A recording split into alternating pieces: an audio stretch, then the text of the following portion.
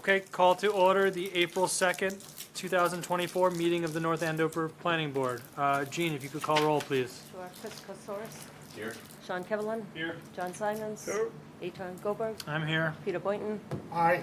Gemma Wilkins. Here. And we're going to start in order, though we may jump around a little bit.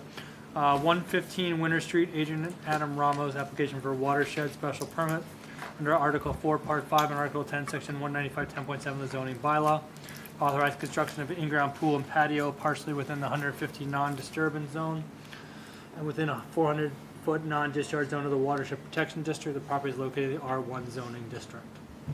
All right, Jean, when did this one start? So the public hearing opened at the March 12th meeting and was continued to tonight, the April 2nd meeting. 3/12. Sean, were you here at that meeting? 12? Yeah. I was here with both. Okay. And Chris, you were here, right? I was here. All right, so Chris can vote on that. I'm going to recuse myself from the vote when it comes to it. So Chris, you'll vote on that one. All right, Jean, where are we at? So the reason it continued and skipped the March 19th meeting is the applicant was before the Zoning Board of Appeals for a variance to allow for a permanent structure within the non-disturbance buffer zone. They attended that March 19th meeting and the variance was approved. Okay. Final sign-off from Stormwater Peer Reviewer was received, and a draft decision is included for your consideration. Okay. All right. Good evening, Mr. Chairman. For the record, Chris Sparagus from the Engineering and Survey Office of Williams and Sparagus, and we're here this evening representing Adrian and Adam Ramos, owners of 115 Winter Street.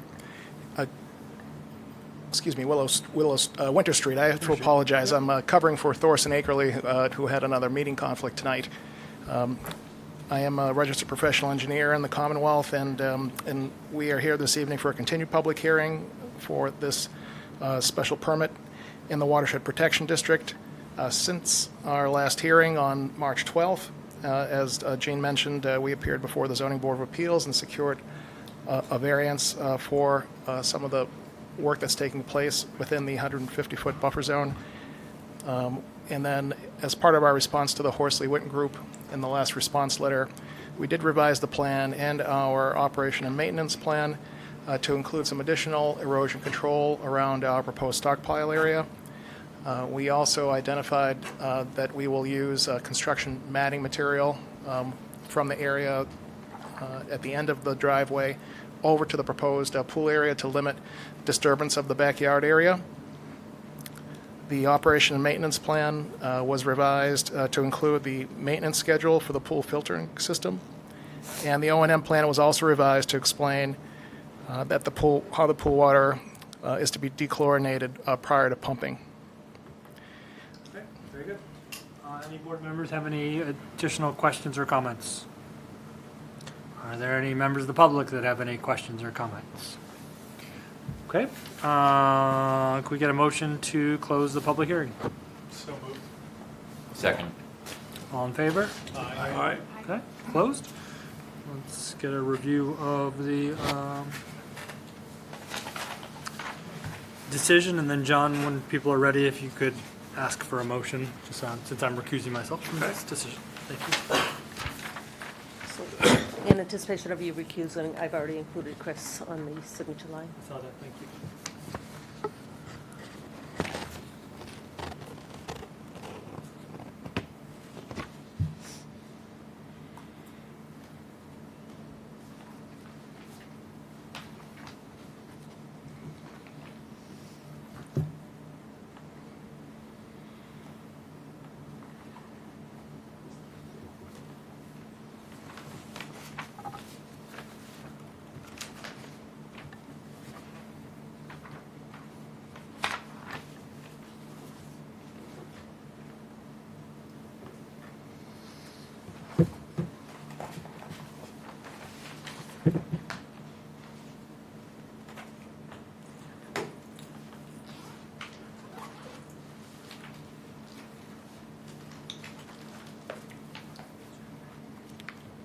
Gene, on page 4, item 4, AB repeats AB, Thank you.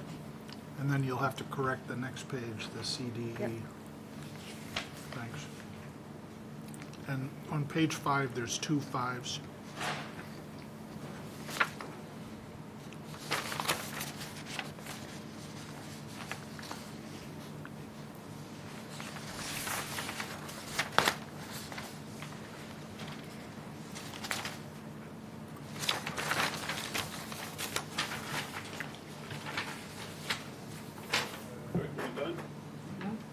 Someone would like to make a motion?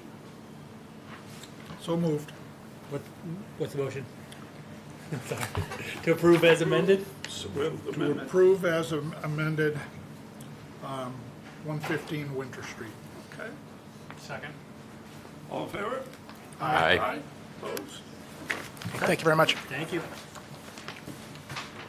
All right, continued public hearing, 189 Willow Street. So we went from Winter now to Willow. 189 Willow Street, Vincent Grasso, application for site plan review in Corridor Development District 1, special permits under Article 8 supplementary regulations.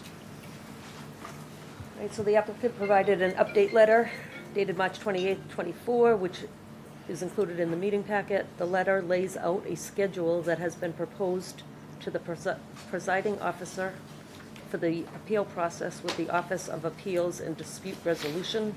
In addition, the applicant proposes a schedule for the board's review to coincide with the ongoing appeal process. This is the only new information below in the staff report. I kind of detail everything that was presented to you back in December 19th when the hearing opened. This is the first meeting since December 19th that the applicant is here to present the update.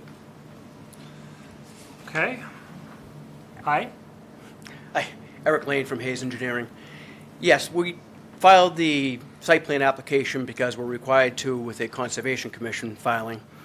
We are in receipt of the review letter from Hazley Witten and a plan to respond to it. However, I would say 70% of the issues that they've brought up relate to the Conservation Commission filing, which is under DEP appeal at this point. So until we have direction from the DEP and the Conservation Commission, get that straightened away, didn't feel it would be prudent to file a response letter at this time. We'd rather do it all as one, because if Horsley Witten gets it, they're not going to review part of the letter. They're going to want all the information. So our intent was to get the response back from the DEP, be able to do a response letter, address the concerns, and take it from there. One issue that they did bring up in their letter is to file for a LOMA letter of map amendment for the flood elevation. We plan on doing that because that will take some time through the DEP, FEMA. So we're going to get that going. So I will say there are two things I like about your letter. One, I like that come up with a plan of when you would come back before us, so I like that. And I like that it says that the applicant would re-notify abutters before a certain meeting when more evidence is going to be presented. So I like those two things. The question I have, and I'm not sure if this is for you or for your council, is if the planning board site plan review was required before going to CONCOM, and CONCOM has denied it, and you've appealed to DEP, do we even need to have anything open now? Is there any harm in dismissing this without prejudice, and then once the CONCOM stuff is figured out, DEP, and reopening it? Do we need to keep it as a open hearing, and if so, what prejudice would there be if we didn't? So that's what I'm trying to figure out. Hi, good evening. Stephanie Keeper, and I'll try to provide you some responses to your inquiries there. Thanks, Stephanie. Good evening. My suggestion is that I think that the planning board should keep the matter open because there are matters that are, as Eric had addressed, that are kind of lead time to deal with this, that they can start working on. And the commission, the matters involving the Conservation Commission, they're a little bit twofold. One, there was a concern that they hadn't had their hearing timely, and secondly, there was a concern that they had a hearing when it was outside of their jurisdiction. So it's kind of on both ends of it. But nonetheless, the commission sought it appropriate that they could review the notice of intent at that time. And so I think that to keep the matter ongoing here doesn't serve or doesn't create any sort of prejudice for anybody. But what it does is it's already started the process. We've already had Horsley and Witten undertake their peer review. So if, as proposed in the letter, if we just kind of put a pause for it's roughly 2 months, right? We put a pause on it, and then have Hayes respond back to Horsley Witten, and then be back before the board here in July. And, if the board would like, we're happy also to give like an interim, like, written update during that time. So I think that it just keeps it a logical progression, because we had both permitting, the planning board and the commission on the same track. So rather than withdraw this, and then to the extent that there might be a question then by the commission, that you've withdrawn the project, so they don't need to act upon it. So I don't want that to become an issue that I don't think needs to become an issue or a question. Gene, when did this hearing open? December 19th of '23. And this is the first it's been heard since. Right. And I'm not aware of any requirements for a decision in any particular time frame, right? There are time frames where we need to open the hearing, but once we have a hearing, there's no time frame in which we need to decide. No, then filing the decision, there's a time frame once you make your decision. Correct. So, there are no requirements. The thing that concerns me is we have had a butter contact and comment, and it becomes really hard for abutters and for the public to stay involved when something gets dragged out for such a long period of time. So that's my concern. I do like the idea of having, updates and having a time frame that at least we could provide, even if I'm skeptical about whether or not DEP appeals timelines would actually happen on the timeline that they're actually stated. Anybody have thoughts or opinions? Yeah, sort of, on the one hand, as you suggested, it's kind of like no harm, no foul. What's the problem with waiting? On the other hand, because there is a butter interest, very specifically, that it's really not fair to the abutter to have to stay on top of this thing for 6 months. So this is, probably should never made the application when they did, given the circumstances, but I feel like we're better off pulling it again and waiting until they're ready to go, and then submitting it again. So if I may respond to Yeah, that go ahead. quickly, just Sure. with 2 points, actually. The first point is, as the chairman indicated, that we have offered to renotice when the public hearings start back up, because, and I agree with you, that abutters should be kept aware. But the other suggestion that I would make is the status letter that we submitted to the board. We would be happy to submit a copy of that to all of the abutters as well. That way, it addresses your concern that they shouldn't have to, carry the burden of, tracking this. So we're happy to carry that burden. That's fair, Yeah, Peter, that's you fair. guys have thoughts? I'd also lean towards, I don't want to create any additional appellate or appealable issues, and I don't want to prejudice the applicant. Listen, I don't know that I love the project as it is, but I think you deserve a fair shake if you can get past Concom, and I think that's your biggest hurdle, to be honest. I don't know where it's going to come down, but I'd like, if everyone can be treated fairly, then I'd like to continue to give you guys that chance. So I think I like council's idea of providing this status update to abutters, and then following through on the plan as outlined in paragraph 4 as well. So I think with those caveats, I think if we could do it that way, then yeah. And that we renotice, right? Yeah, and that's in paragraph 4. That was part of their suggestion, that they will renotice. So is this letter going to be mailed, like certified mailed to abutters, so they can actually, that knows that they've received kind of the timeline? Yes. Okay. Yep, we are fine with doing that. Okay, I think that's a good suggestion. Okay, so then with those provisions, what date would you like us to continue it to then? I believe within the letter, we suggested your July 16 hearing, so And because, providing a written update before June 4th. correct. Okay, so we can carry it as a okay, that's fine. So let's continue until, how would we do that? We're gonna give- To the June 4th, because I would include that update in your meeting packet. Okay, so let's continue the hearing until June 4th. you can provide update by then. You can be in touch with Gene about whether or not we'll actually need an appearance on that date or not, or whether the update will be sufficient. Might Okay. depend on what the update is, right? And then we can go from there to plan to go to the July 16th for responses and things like that. But let's at least keep it on the agenda for June 4th. Okay, I think that's a Okay. good compromise. Let's do that. Thank you Okay, very much. continue We until June appreciate it. 4th. Okay. All right. Do we have counsel for 565 Chickering? They're just right out there. Okay, why don't we do that? We'll do 565 Chickering, then we'll do 492 Sutton, then we'll do the barn overlay communities and things in that way. Kind of go up from there.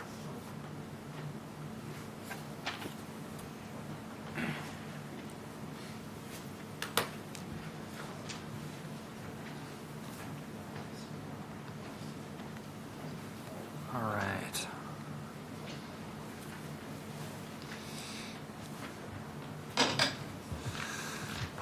Okay, we are doing new public hearing, 565 Chickering Road. Application for limited site plan review under Article 8, Part 3, Site Plan Review, and Article 10, Administration, Section 195.10.7, the North Andover zoning bylaw. Applicant proposes conversion of former retail space to a religious use. The proposed suite consists of 4,875 square feet. The site is located in the general business zoning district. Gene, why don't you? So I see a lot of people here, and that's wonderful. We don't always have this much engagement. So what I'm going to do is just give a little description of how this public hearing works. So this is a planning board special permit public hearing, meaning that members of the public, whether involved or not involved in the proposal, have a right to give information to the board. What we'll do is our planner, Gene Enright, will give us some background information about the proposal. We will then hear from the applicant and their attorney. The board will have opportunity to make comments and ask questions. And then after that, we will take any comments from members of the public that wish to give comments. No one is required to do so. If you would like to make a comment, what we'll ask is to have you come up to the lectern, tell us your name and where you live, and any of your thoughts about the application that is being presented today. After that, we have the opportunity to make a decision, though usually on these we don't make a decision. Usually the first night we get information, especially if there's a lot of information. Oftentimes they're continued for us to either get more information or to draft a decision or things like that. So we'll just have to see where things are at as the hearing goes on.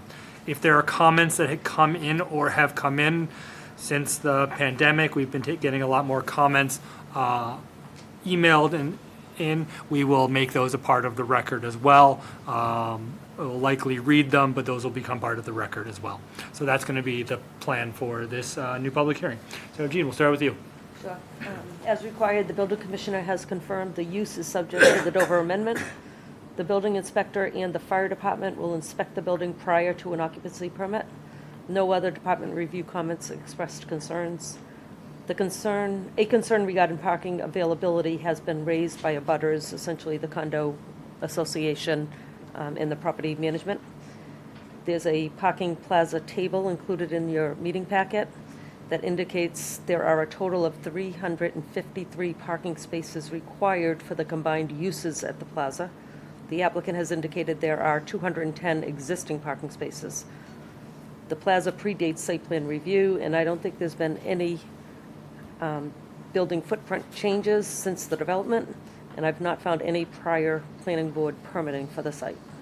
So Gene, just to be clear, so for everyone, this is the former Rose and Dove building. Yep.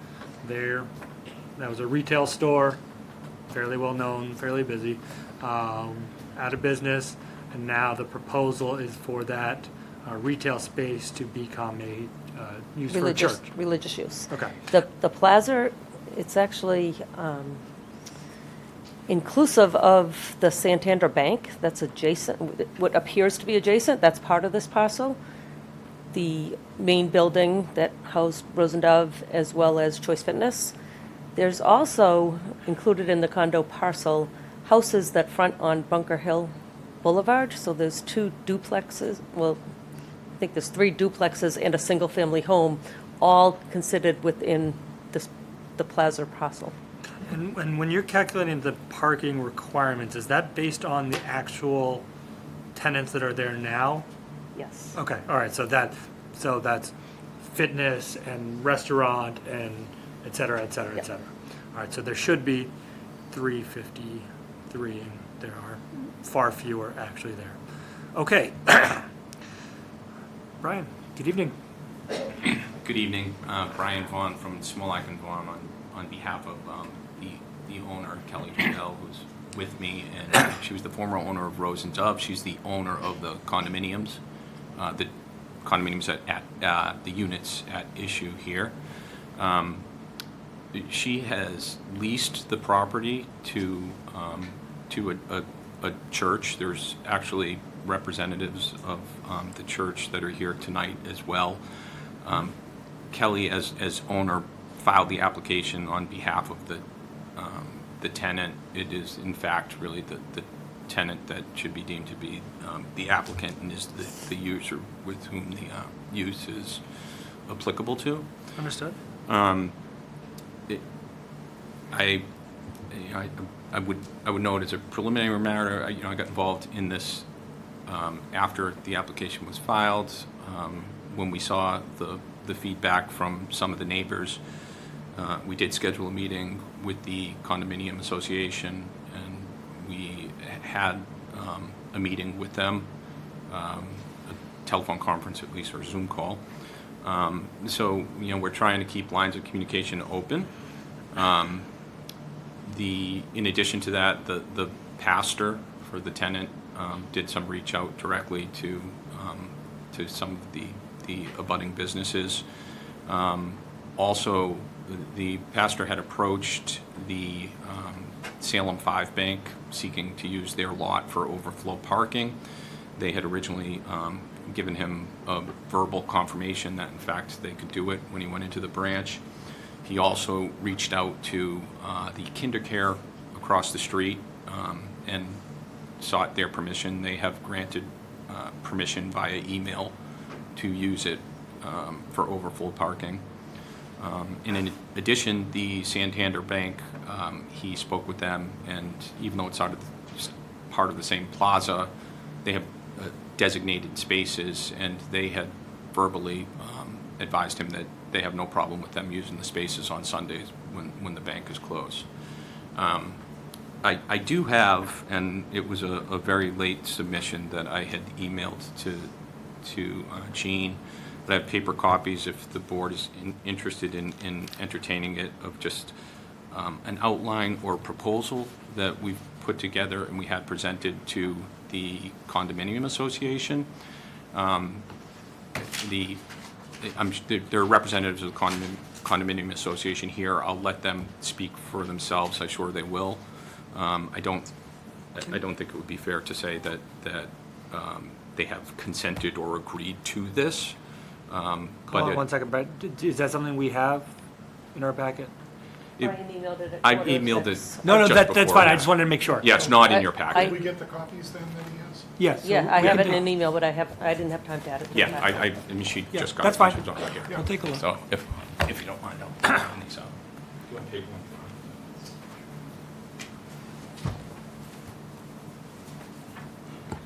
Thanks for providing this. Are there any extras for any? Yeah, I have a handful of extra ones. I did also. If you want to just put them at the end there, just in case there's any members of the public that wants to try to grab one.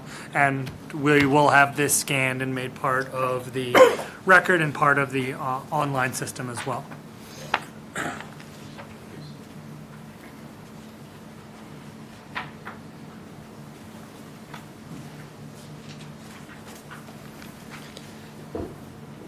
So, Okay. Why don't we take a minute just to let us get this, okay?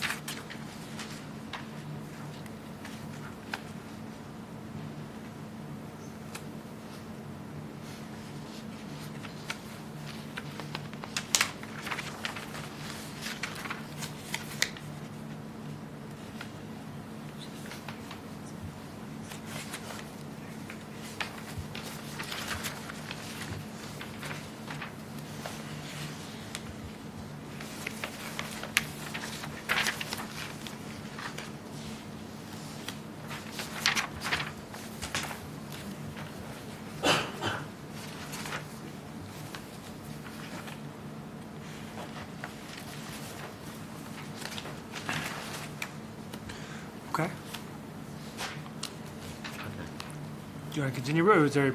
Yeah, no, so we think that, this is actually there'll be a high peak demand when there are Sunday services, obviously.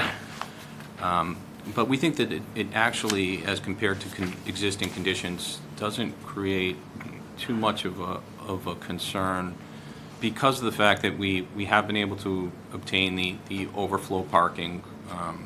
And in addition, on Sundays, and particularly Sunday mornings, is probably when there's the lowest demand in that plaza. The restaurant is not open on Sundays, and even looking at Paul's analysis on the parking, that would amount to 52 allocated spaces, I believe, for the restaurant that wouldn't be in use on Sundays, and in addition to just some of the retail businesses not being opened earlier in the morning. As mentioned, we did have a verbal approval from Salem 5. Unfortunately, we sought to get a written agreement from them, and my understanding is that when it got sent up the chain of command, the bank became concerned with liability, so they said they weren't going to issue a letter authorizing the use. So we had prepared an earlier response that we had vetted with the condo association last week verbally, and then yesterday a draft of this. We've since revised it to exclude the Salem 5 parking, obviously.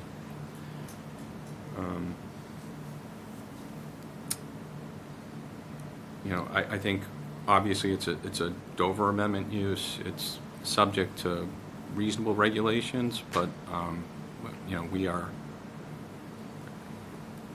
we are of course afforded much more flexibility, and it's just a reasonableness standard, and the parking restrictions could be waived. I think one of the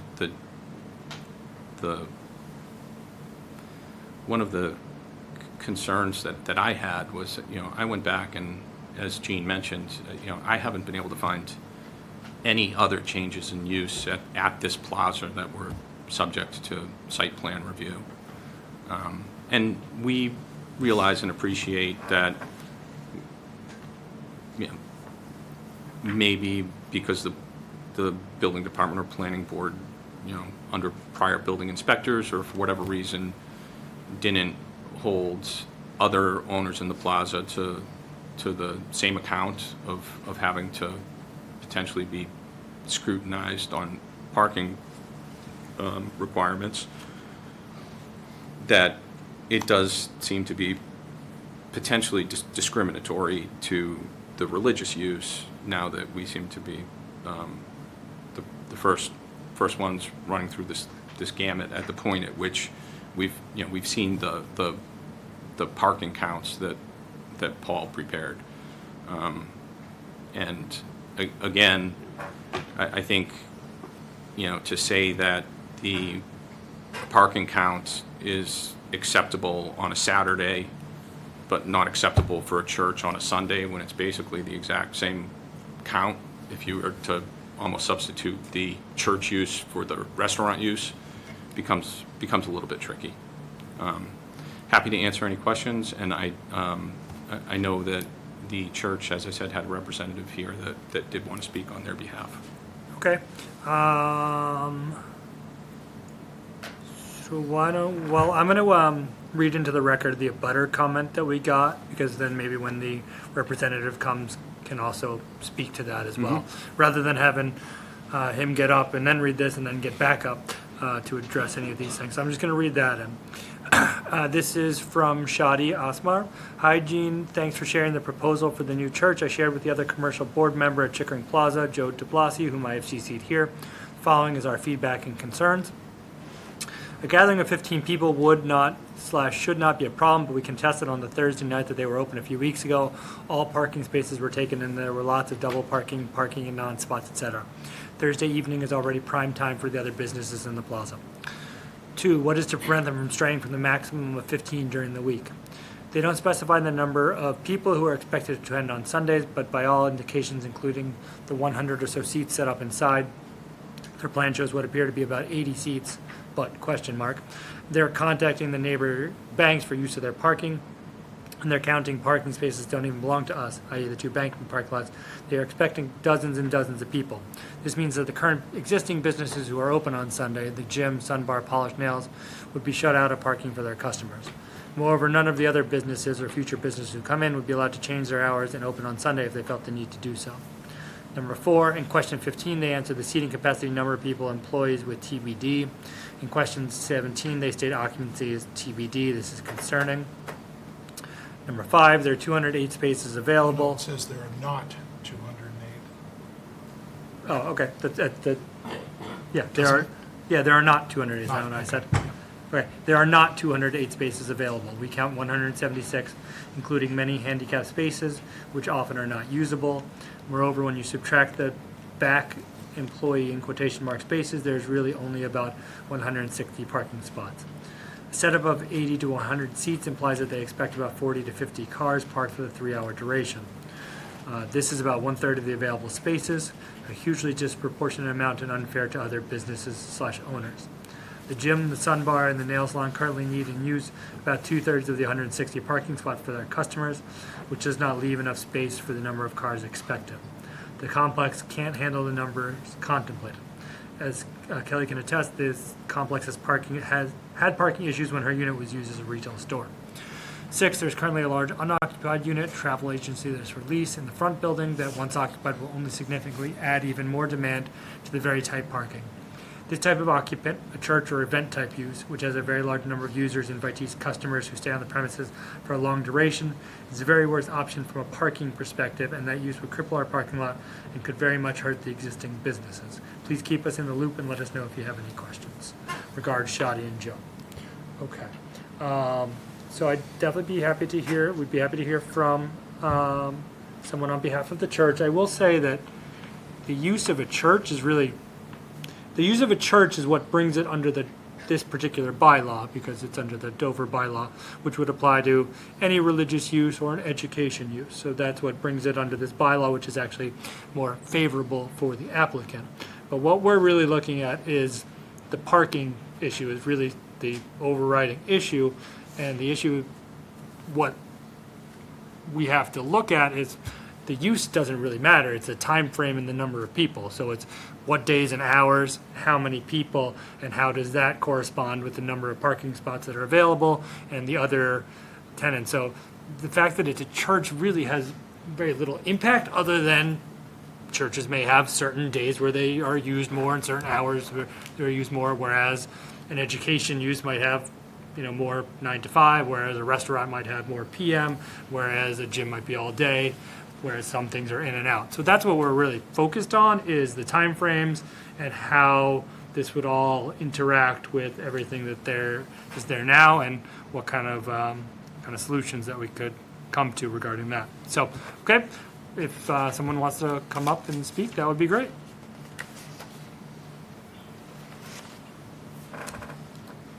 Good evening. Good evening.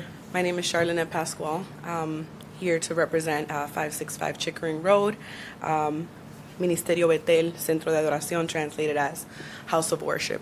And we're here before you tonight, and I think that it's important to highlight some of the things that you had just mentioned, the time and date of the usage of the property. I'm glad to hear that the religious use is not really the issue, that the issue really here is parking. And we've tried to mediate that with Salem 5 and Santander Bank, and the attorney has addressed that we have gotten verbal confirmation from them, although we haven't had anything in writing, and I think it's a statute more of the liability that lies. I think that back in the day there was a Bishop's restaurant in the plaza. I've done a little bit of research, and I think that there was some issues that may have happened there with, the drinking and the alcohol and all the things that may have happened in the PM hours. Our religious use is very far from that. So I want to make sure that we take that into consideration. The reasons why we may not have something in writing from the banks is for liability reasons, not because that they don't want to. I personally went out to the banks and spoke to the bank managers just to make sure that we were all on the same page. They are very welcoming to our to our church in the plaza and look forward to doing business with us, which I think is really interesting and favorable for us. I think the fact that we've also reached out to KinderCare, which is across the way, and they have also agreed, puts us in almost 60 spaces of parking. I think that it's also important to highlight that Sunday mornings is a really low usage for the property or for the parking spaces there. I think that I think it's also important to identify that one abutter was in concern, and I think that it's important to take into consideration his concerns. And I also want to point out that there was one night, and I think he addressed it in his comments. It was a Thursday night. It was something that was unforeseen. Since then, we have spoken to our church, and we have moved our Bible studies to Monday nights. So we've not only moved our Bible studies from Thursday, which we understand is a busy night for the restaurant, and we want to make sure that we are not interfering with the businesses there. We have also agreed to move our Bible studies to Monday night, which is not a night that's as busy as Thursday. So also accommodating the parking lot from Santander, the parking lot from Salem 5. We also have got written confirmation from KinderCare, which holds, I believe, 28 spaces as well. I think is more than enough space that what we need. I think it's also important to identify that the restaurant is closed on Sunday, completely, all day. And we don't want to limit other businesses from changing their hours, right, in the future, or tenants that come in the future. We don't want to limit what they want to do. We just want to make sure that we are all sharing the space. And I think that it's also identified, or it was also mentioned, that the parking spaces it's a use for all of us, right? So if businesses are closed on Sunday, I don't understand why we couldn't, if need be, use the spaces of the businesses that are not open during those times. And right now, that doesn't seem to be an issue. I think there's 2 businesses along with the church that are open on Sundays, and they're not open as early as we have our services. So I think it's important to highlight those things. Not only that, but I think being protected, we're the only organization or business or establishment in that plaza that is protected under the Dover Amendment. And I think that we want to make sure that we take that into consideration. And if there is a zoning and parking issue for us, I think that there's a zoning and parking issue for the whole plaza. So I just wanted to make sure that we addressed and pointed out the fact that we are mediating and trying to find a happy medium between everyone and making sure that everybody's business flourishes and is successful. But I think we also have a community that is expecting us to also service them and also come together and also be a house of worship. My 2 girls have been out of our worship center for 5 weeks, and all they ask me every day is, "Mom, when are we going back to house of worship?" And if those are my 2 daughters, who are 5 and 6, I can just imagine all the other children. We have a children's ministry, we have a youth ministry, and we just want to be able to come together and worship. This is not an establishment that holds alcohol or any other use. This is a religious use, and we want to make sure that we advocate for our community, advocate for our church, and make sure that you guys understand or hear our cry. Can I ask a couple questions? Sure. How many services do you have on Sunday? 1. One service from 11 to 2? Yes. Okay, so Sunday is 11 to 2. I think I saw 2 Bible studies a week? Just 1. It's just one, okay, because the application said. So originally we Yeah. were getting together on Thursdays, but we have since decided to make sure that they're on Monday nights to avoid the situation that happened that one night that was an issue for the restaurant. so So we want tho- to make sure it doesn't happen again. I just want to make sure we're on the same page, because the application says Wednesday Bible study, 15 people, Thursday Bible study. I as think well. that was just a miscommunication. Okay, great. All right, so Sundays, 11 to 2, Mondays, what time are you looking? Our Bible studies are at 7 p.m., and I think that the banks are both closed I know that the banks are closed past 5 p.m. Okay, it's 7 to 9, 7 to 10? 7 to 9 is reasonable. Okay, would there, If I can just interject Yeah. on that point, because I think I know where you're going, but I would suggest that one thing to think about is, rather than locking them into just a Monday night, and the original application did say Wednesday and Thursday, I intentionally proposed that we move the Thursday to Monday. Yep. And then we keep the availability on Tuesday and Wednesday, because I could foresee the situation where if a Bible study is growing, it's better to split it into 2 or 3 nights and keep them at the beginning of the week than it is to have just a single Bible study night on a Monday night that could potentially, grow and then have parking concerns. So that's just one thought that Yep. it may be interesting to at least solicit the reduce the the parking response from the abutters on. Yeah, so I don't want to make any decisions tonight. I'm just trying to kind of figure out the exact times that are kind of being, that are proposed right now. And I think, so I agree with you that sometimes being too fine and locking things in leads to more issues, and flexibility is helpful.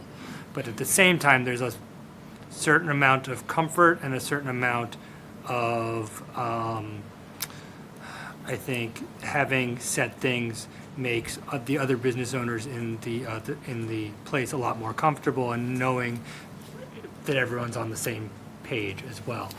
So just on that, yeah, I see where I understand where you're coming from. And I think that the fact that you guys are having these conversations, and to the extent that there can be agreements between the owners, that makes our job a lot easier. Yep. So I would definitely continue to encourage that. But, I mean, this is pretty limited, which is good. Other things that I'm thinking about as I hear this are, and I see in the letter that telling members of the congregation and making them aware about the different issues, because I wouldn't expect that anyone would necessarily be aware of it. But for instance, things that could be done is encouraging people not, if there are only certain businesses that are open on Sundays, right? If it's just the bank, or not the bank, if it's just the nail salon, the gym, and one of the other places, encouraging parishioners not to park right in front of those, but to park at the bank and the KinderCare and in front of the Rose and Dove space, and leave, and I know there's not like assigned parking, but kind of making it de facto so that those businesses don't have that concern, right? There are things that can be done other than just either you have enough parking or you don't, that can aid us in coming to something where everyone's satisfied and can move forward. And so I think you're working on a lot of those, but that's what I'm just trying to brainstorm some of those things, and having more set information is helpful for that. So those were the kind of the questions that I had. Does anyone else? Yep, Chris, go ahead. Could you just provide clarity and maybe I did have one for more us question. and everyone? So what I'm gathering, maybe this just completely went by me, you had occupied the space already, the lease had been signed, and then something triggered. There was something on Thursday night that kind of Yeah, there was one event on one Thursday night. that triggered going to the town. And No, so what happened was basically Yeah. there was an event, and I think it was probably unexpected how many people there were, Sure. and some of the other business owners probably said, hey, where are all these people coming from? Are they allowed Right. to do that? There was an inquiry, and then the building inspector said, hey, you need to get this permit before you go through. And I would like to add Yeah. that the night that there was this issue, there was a blizzard midweek, and all the snow was piled on the sections of the parking spaces where we take up. So I think it was blind for our congregation to know kind of where we're going to park, right, Sure. with all the snow. And I think Kelly had addressed maybe the property maintenance about, making sure that we had parking available. And, it was unforeseen. It was a big blizzard. I don't think we were expecting that much snow. And I think that was one of the reasons why there was that issue. Sure. Yeah, and I mean, I think it's understandable that you might not know that what kind of permitting and things like that. You kind of renting a business, and all right, so we'll go and we'll move in. So that all makes sense. I had a question. Would there be plans for any, and I'm just trying to, I guess, in general, events, weddings, birthday parties, but just family events, things like that? Is that something that's... We don't foresee, and I just want to make sure I look at my congregation leader, that we're going to have any parties, events. I haven't heard it in any of our leadership meetings. Okay. I don't think it's something that we're planning to do. So we're planning to just do what we've been doing and just be a house of worship. Okay, Okay, that, I I just don't know. I have a Yeah. little bit different question. This is a condominium association, right? Correct. Are there any clear rules in the allocation of the parking spaces? I mean, legally as part of the condominium documents? Yes, there are, and I think that it's a very poignant question, an interesting question, and maybe it's, you have the I believe we have the member of the Board of Trustees here tonight that could speak as to it, but upon my review of it, there are in fact allocated spaces and then general spaces. And it seems to me that the allocated spaces are quite inconsistent with some of the uses. So, you know, our, yeah, I mean, I think this is, 1980. I think this is actually, I 81. think this has been revised, that, I don't know if you can see it down here, but up on the board, so. This is dated 1985. 1985. So the use has and changed over time. This was included in the application, and the parking layout that was included has since changed from that. So Yeah. this is, going through here, this is the gym, and the parking's no longer lined up opposite the gym, it's perpendicular across this whole. The aerial view? I have the area. So we have a condo association with allocated parking spots and a map that and tenants that no longer actually exist or have changed, and a parking design that is not the same. So the Well, that's parking- I problematic. mean, Well, that's, my then that was, view is Eitan, that so this this- is Yeah. far more, it seems to me, a condominium issue than it is a planning board issue. I mean, yeah, we're addressing the broad pieces of it, but if the church is not allowed to get access to all the spaces in the condominium, that makes it far more complicated than it being a shared pool that anybody can use. But, okay, so, agreed, but what does that mean? Does that limit or increase our role or do nothing? Should we consider that at all? So, let's say we approve this with, you know, and with hours or without hours, let's say it's approved and it's in violation, or what we allow is more than what the condominium says allow. It would seem to me that that would then be just an issue for them to take up within the I mean, condominium. yeah, in my mind, it's primarily their issue, because if they're not allowed to put, under the condominium rules, park 50 cars there at one time, that becomes a pretty big problem for them, less so for us, I think. Correct. So, I mean, it seems like our role is more public use and access and Yeah. traffic. I mean, we do have a role in parking, and there are businesses there, but yes, to the extent they're not within the same places, those kind of things do overlap. And where there are actual rules, it does seem like our Yeah, I role mean, is the lessened. fact is, and I think you brought this up, that there was never a full site plan review done at the beginning, because site plan review didn't exist, and all the uses have changed over time, and nobody ever got bagged for it. I think that if you look at all the parking as a pool here, and given that the usage is on Sunday morning, I don't think there's gonna be major issues. I mean, that's my instinct. I can see why Thursday night would be a problem. That is probably one of the Yeah, busiest Thursday restaurant night, nights. but I'm talking about Yeah. if you go early in the week and you go Sunday morning, Yeah. I don't think there's gonna be a big overlap, I don't think there's gonna be a big issue, and if we're looking at the total pool of parking, I think we're fine. But if indeed within the condominium, there's rules that you can't use those spaces, then that's a different story, but that, I think is not as much our problem. Yes, if I heard correctly, the condominium association is not using the parking as it was allocated in the agreement. Is I there don't some? know, I mean, Let's, so let's, That's not our issue, but that's their issue, Their that's issue. what I mean, it's more their issue, I mean. and so back to you, you said if we approve this, but is there a question here as to whether this belongs here at all? yes, they need a permit. Well, they need a permit just because the building inspector said they did, but I think But what if the building inspector is incorrect?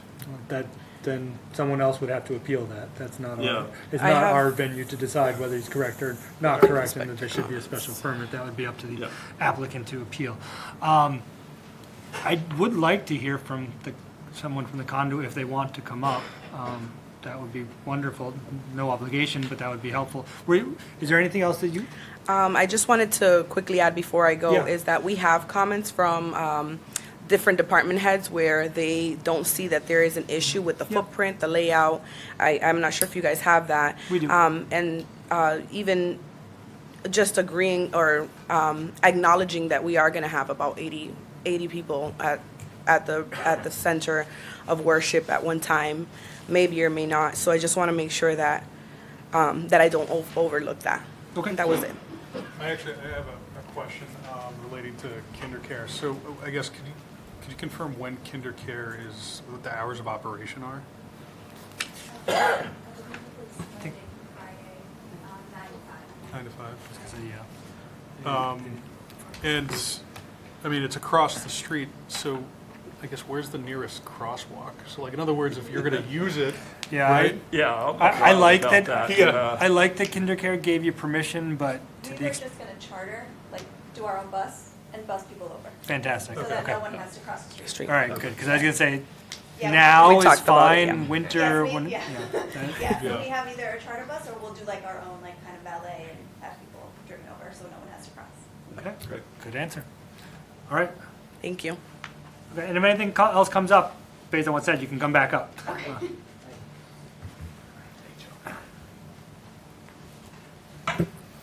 Good evening, Board. Joe DeBlasi, I'm one of the trustees with Shadi Asmar, who's here with me. We're 2 out of the 3 trustees for the complex. Super majority, fantastic. All right, what can you tell us?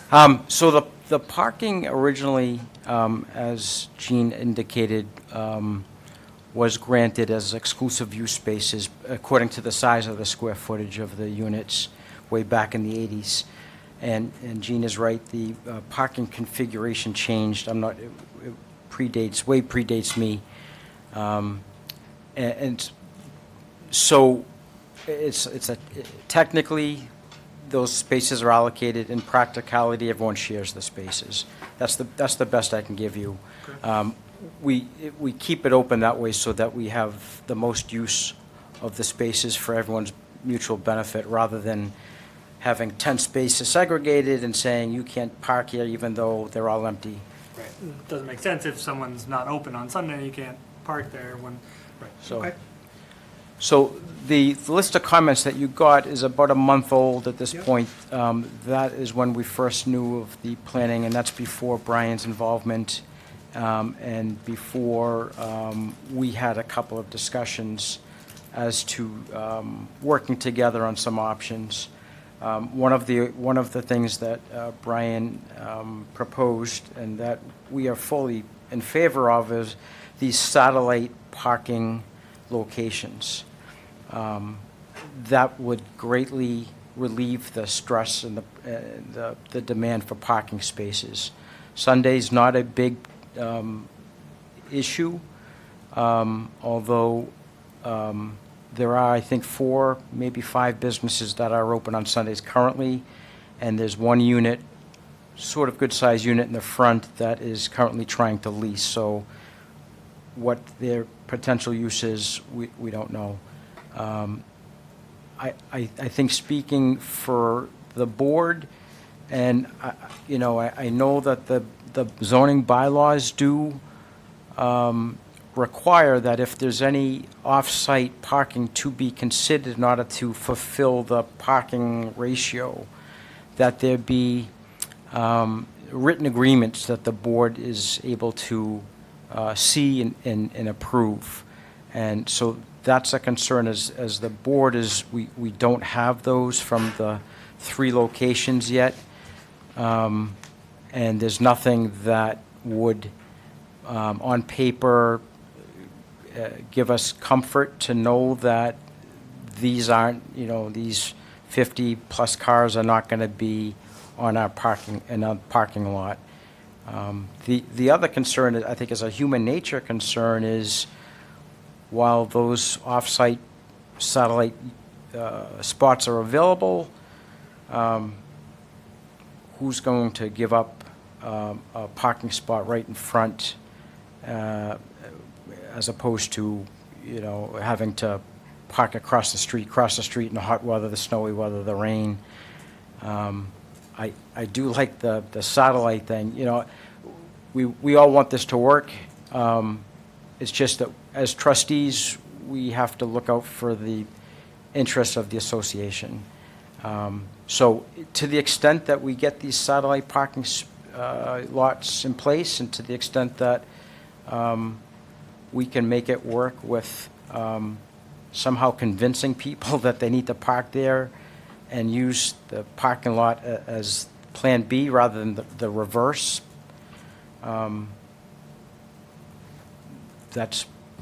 then we're, as the board, we're good. Okay. Okay. Yeah, please.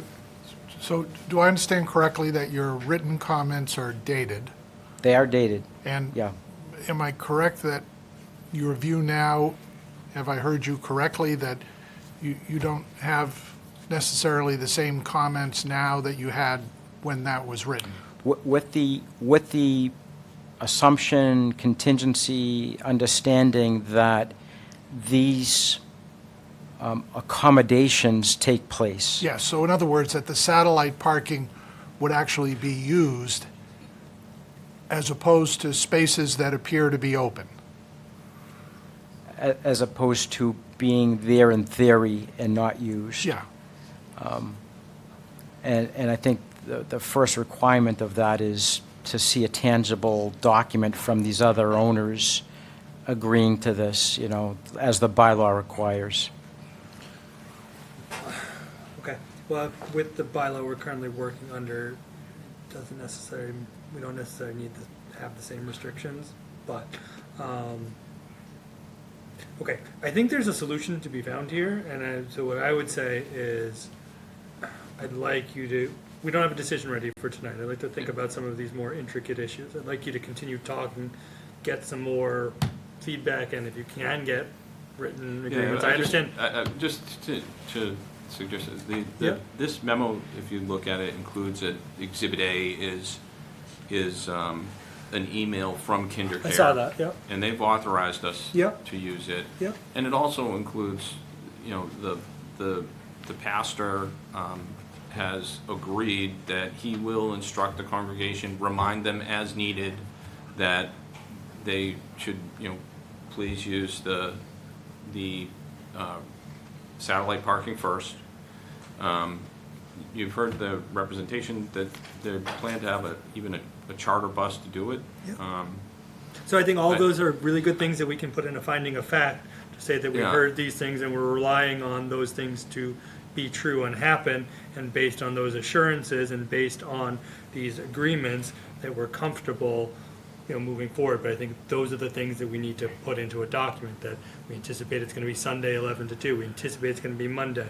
We don't necessarily have to lock those in as conditions, but those could be the findings that we're relying on, and therefore if things on the ground change and the underlying conditions are different, at some point may need to be revisited. Most likely it all just works out, but I think the more work you can do ahead of time to have everybody on the same page, the more likely it will work out, and the fears about the won't come to true. But I think it's the more you can do ahead of time to come, that everybody knows what to expect, I think the better the outcome.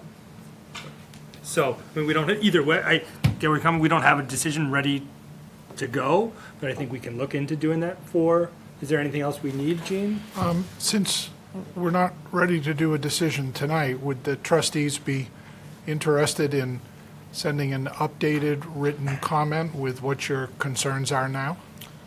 We're happy to do so, yeah. I mean, you have time if you want to, because we're not ready to do the decision. Otherwise, we've got comments in the record that, aren't syncing up with what would likely go into a decision. It could be helpful to refine the concerns. Yeah, happy to, yeah. Is that all right? Yeah, and I think come back, let's, Gene, is this something we can, we're not ready to, right, we don't have, yeah. I think it needs to be, I think a lot of these things that we've heard tonight need to be put into our findings.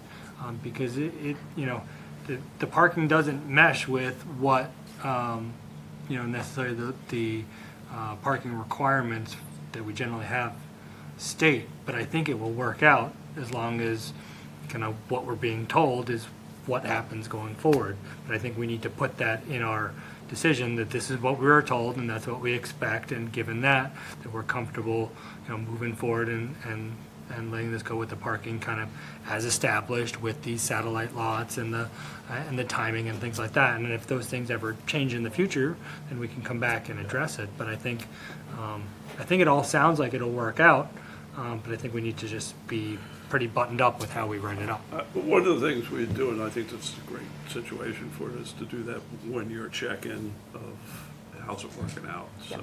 Yeah, and I don't think it needs to be official. I don't think we need traffic parking counts or anything like No, that. We nothing, just but need, just a, what we'd want to do is, let's say we come back in 2 weeks, we can issue a decision, and this is more for, as a trustee, we'd want to hear from you, a year from now, how's this working? Are there problems? Is Sundays, everything great? Are there problems on Mondays? Obviously, if stuff comes up in the interim, you talk to the, building inspector, or whoever, whoever you normally call. But we'd like to hear, okay, this worked out, this didn't work out, does anything need to be modified? Honestly, we've been doing it for 3 or 4 years, and almost every report we've gotten back has been, yeah, this worked out great. Everything works out. I would suggest that the sequence here might be better served if it's for a year, in 6-month increments. Sure, Because yeah. to wait a year, Yeah, that's fine, that's fine. tempers could rise. Yeah, that's fine. I mean, especially because usually we wait longer because there's, you have to build the thing and then get into things. Right. Once we permit this, everyone will be in right away. So I think we'll know sooner rather than later if there are problems. It's a pretty viewable area. so Yeah. Yeah. If there's a problem, people are going to see it pretty Right. quickly. Right. And, I mean, it could also be that this also works out well with, now you're introducing 100 new people to this shopping center that really wouldn't go there. And I think that's good for business in general in the shopping center. I have another question. Go for it. Under the Dover Yes. concerns, Yep. is there anything to discuss about signage? Oh, that's a good question. Can I ask the representative, are there any? Thank you. Do you plan to do any signs for the church, or is there any signage that goes up where the Rose and Dove sign was, or anything like that? So we are looking to replace the old Rose and Dove signage with Ministerio Betel, or Center of Worship. I just want to make sure we're correct. We're not putting signage for parking, right? No, Like, no, parking. yeah. Okay, but yes, we are planning to do that. Is there anything we thi- need to do under that? I think they're still subject to Just the regular? the regulations for Signage. zoning signage through the building department. Yeah. It's not by We'll make special sure. permit, it's just in order to pull a building permit, they have to comply, With the regular sign bylaw? as far as I'm aware. Okay, so Make just check, sure.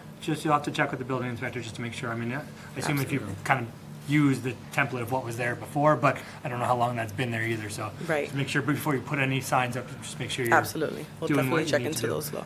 Okay, all right, so. I just might add, Yeah, and Brian, this go. doesn't necessarily impact the board, but should also coordinate with the condominium association. I haven't reviewed the If they're condo signed. bylaws for what their requirements are, but Yeah. it may be a good idea to even talk to Joe. while he's here Absolutely. tonight. I think it's important to keep open lines of communication. I think it's the only way things will work. I think that we're doing a really good job trying to mediate amongst each other. And as a church, we just want to make sure that this works. So we're going to do whatever it takes to make sure that our church can come together to the house of worship. As you can see, most of the room is from our church. Yep. And we've been out for 4 to 5 weeks. 4 to 5 weeks. And so I know it's going to take another 2 weeks for a decision to be made, but just to keep that into consideration, our children and our youth want to go back soon, so. Yep, so we should be ready for that, and I'll say that the work that you've done is probably what will allow us to decide in 2 weeks rather than 4 weeks. Usually what happens is people Right. come, they make their introduction, longer. and then we say, well, have you talked to them, have you talked to them, have you talked to them, go do that. Then they come back and report back what the conversations were, and then we kick it out another 2 weeks to make a Right, decision. So right. you've done a lot of the hard work, and the fact that, when first reading this, as Peter kind of mentioned, the comments stood out, and then to hear more that there's been progress made is really helpful. So And that's I what we think want. it's- There's other abutters here who also are part of the plaza, Yep. who are in favor and see no issues with what we have going on Sundays and Mondays usually. And so just another thing to consider. Okay. Thank Is there you. any other members of the public that wish to make a comment at this time? Okay, seeing, yes, come on, yeah, go ahead. Hello, Hi. I'm Jonathan Cáceres. I own the jewelry store next to the 565. Okay, I open like almost every day, but I just want to say like I don't have like any issue. I can see like because they are next to me, and the only question I have is why they are closed, because I don't have any issue with the parking lot and anything. yeah, I understand, but it's just something for 3 days. It's not like every day. You understand? yeah, as I understand it, it was an issue with that they're just, when there's a change of use with certain, and certain increases in parking, that there need to be certain permits that need to be pulled beforehand. So that's all right. That's why, it's just that there was certain documentation that needed to be done beforehand, which is what we're doing now. Okay. That's all. But I appreciate the comments, and hopefully you get some more customers to buy jewelry. Thank you. It has Be to be a fantastic. change in use that Affects- requires 5 or more additional parking spaces to be Right. constructed. And so a lot of times tenants come and go and they don't trip that need 5 more spaces. Right, either the use is lesser or it's the same, right? If you go from a restaurant to a restaurant, if you go from a gym to a gym, Yeah. then the parking is generally the same, but this is more than, I absolutely agree, and as I said originally, there were different building inspectors in the past, but, at some point in time, someone also approved a change in use to a gym, which apparently requires 153 spaces, and I haven't seen a site plan review for that. yeah, I don't know when it was. And as to the allocation of parking spaces, the condo docs seem to suggest that there's 48 allocated spaces for a gym, for that building. And likewise, I believe there's a handful, maybe 10, that are allocated spaces for the restaurant use. So we have 10 allocated spaces, and I think we have to be very careful about imposing much more stringent requirements on a church than we seem to have ever imposed on anyone else in this plaza. So I just, again, we're working with the condo association. We want everyone to get along, and we also want a use which is good for, our tenant, the owner. So we want it to work. But back to, I think, John's original point about the board not necessarily wanting to get too involved in those regulations. I think it's a salient point, and I think that we also need to keep in mind, as I said previously, we're looking, based on 100-person occupancy, the zoning bylaw is going to require 60 spaces for the use. And we have a restaurant that the zoning bylaw requires 52 spaces for the use. So right now, the difference between Saturday and Sunday is almost insignificant. In addition to that, we have 25 uses across the street, 25 spaces across the street that we've gone and have obtained the written agreement. So I think, like, looking at it right now, we were actually at a point where, based on the Dover Amendment, we'd be hard-pressed to say no and not have it be an unreasonable decision, quite So frankly. what remedy would you suggest? I mean, maybe I just haven't got it, but I think you've raised some points that resonate with me Yeah. and perhaps others. Are you proposing a remedy to those concerns? And if so, what is it? So, I guess what I'm suggesting is, there's two issues. One is the board's approval, and the other is the condominium association and the tenants managing themselves under their regulations. I mean, ideally, I would love to have a decision granted tonight. And, then it becomes, which I think is justifiable under the Dover Amendment. And then it becomes a question for any of the abutters, including restaurant in the plaza or whoever, to potentially, appeal it if they wanted to. Right. And then it becomes a condominium association issue to just police and enforce its bylaws. So let's say we agreed and we think, okay, this is a great idea. There's no way we're writing up a decision tonight that, even if we said approved, we'd actually have to you agree we have to make findings of fact and put in, Yeah, but we are talking about a Dover Amendment use where what we're asking for is basically waiver of site plan review, which... Right, but you're asking for, we just did one of these. We've done 2 or 3 of these now, and they all have formal written decisions. And if we're going to put in any of these other protections, which I think are appropriate and reasonable, we have to write it out. I understand your advocacy for your clients and that they've had to wait, and I appreciate that, and And that's fine. I'm not pushing so Yeah. hard. I'm just saying, for purposes of advocacy, that's my opinion and where I stand. And if we're gonna continue, we're gonna do our best to continue to try to improve the plan, to talk with the condominium association. But I just, you don't have to get everybody on the same page and Yeah, have everybody I- written off and have an agreement. We'll make a decision one way or the other. We'll make a decision in 2 weeks, one way or the other, and I think you have a good sense of where we're leaning. But to the extent that people can come to an agreement, that just makes it easier. Okay, so let's do, any other board member questions, comments? Public questions, comments? Anything come in online? Okay, April 16th, I think it was a really good presentation. I thank everyone for coming. Thank you to also the neighbors that have participated, and we look forward to seeing anyone who wants to come back on the 16th, and we'll hopefully have a decision. Usually what we do is we draft a decision shortly before that, so that everybody can review that and make comments. And then we will anticipate voting on the 16th. I will note that it is school vacation week here for anyone, just to be aware of that. Okay? thank you. All right.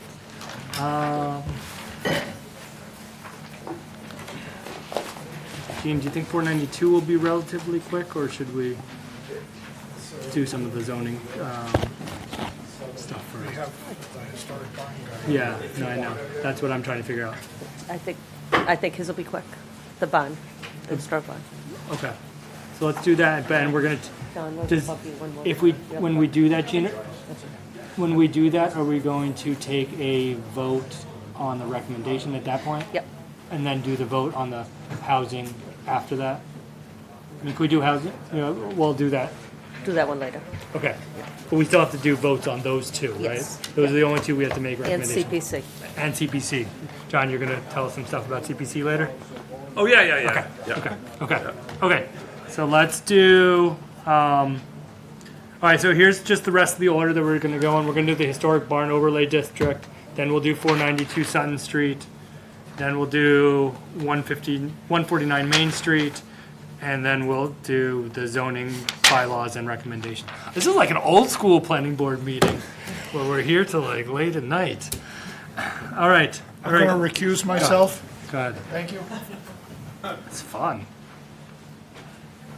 Okay, historic barn overlay district, citizen petition warrant article. Hold on one second.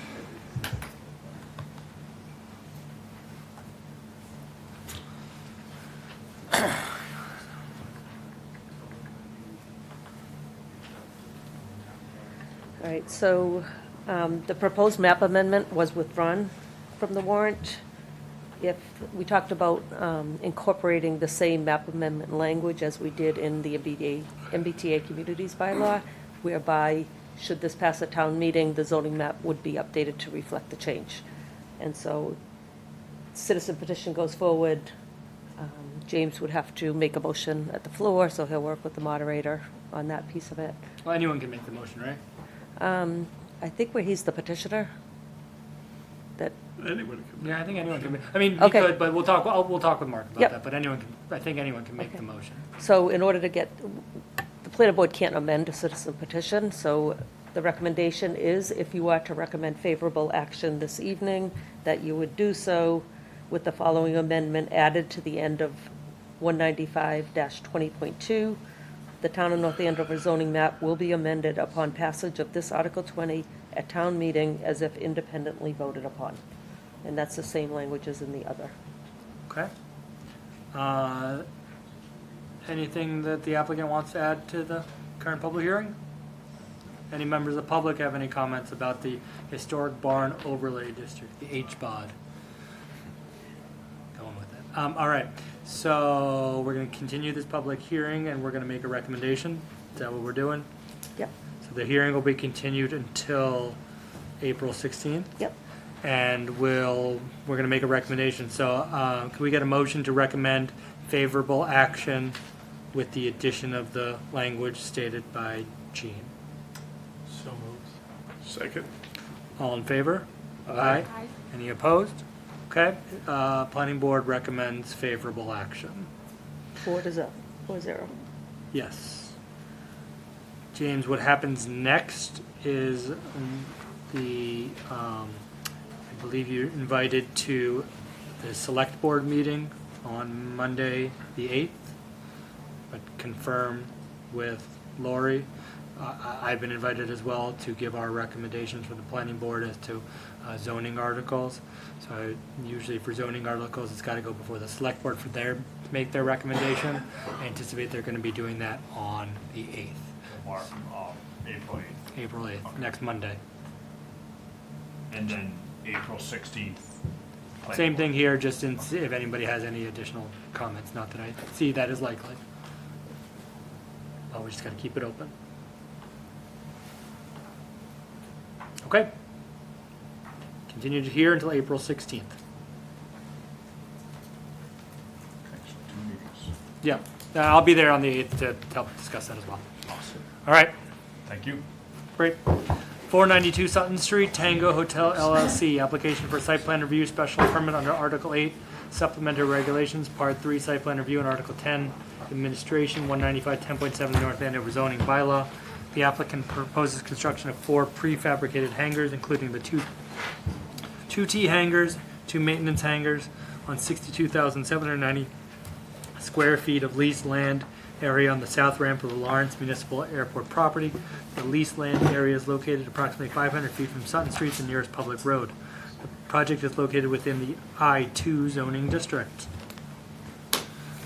Right, Gene? All right, so as you likely recall, the applicant requested a site plan review waiver for the project in early February. The waiver request was denied, and the applicant has filed a formal application.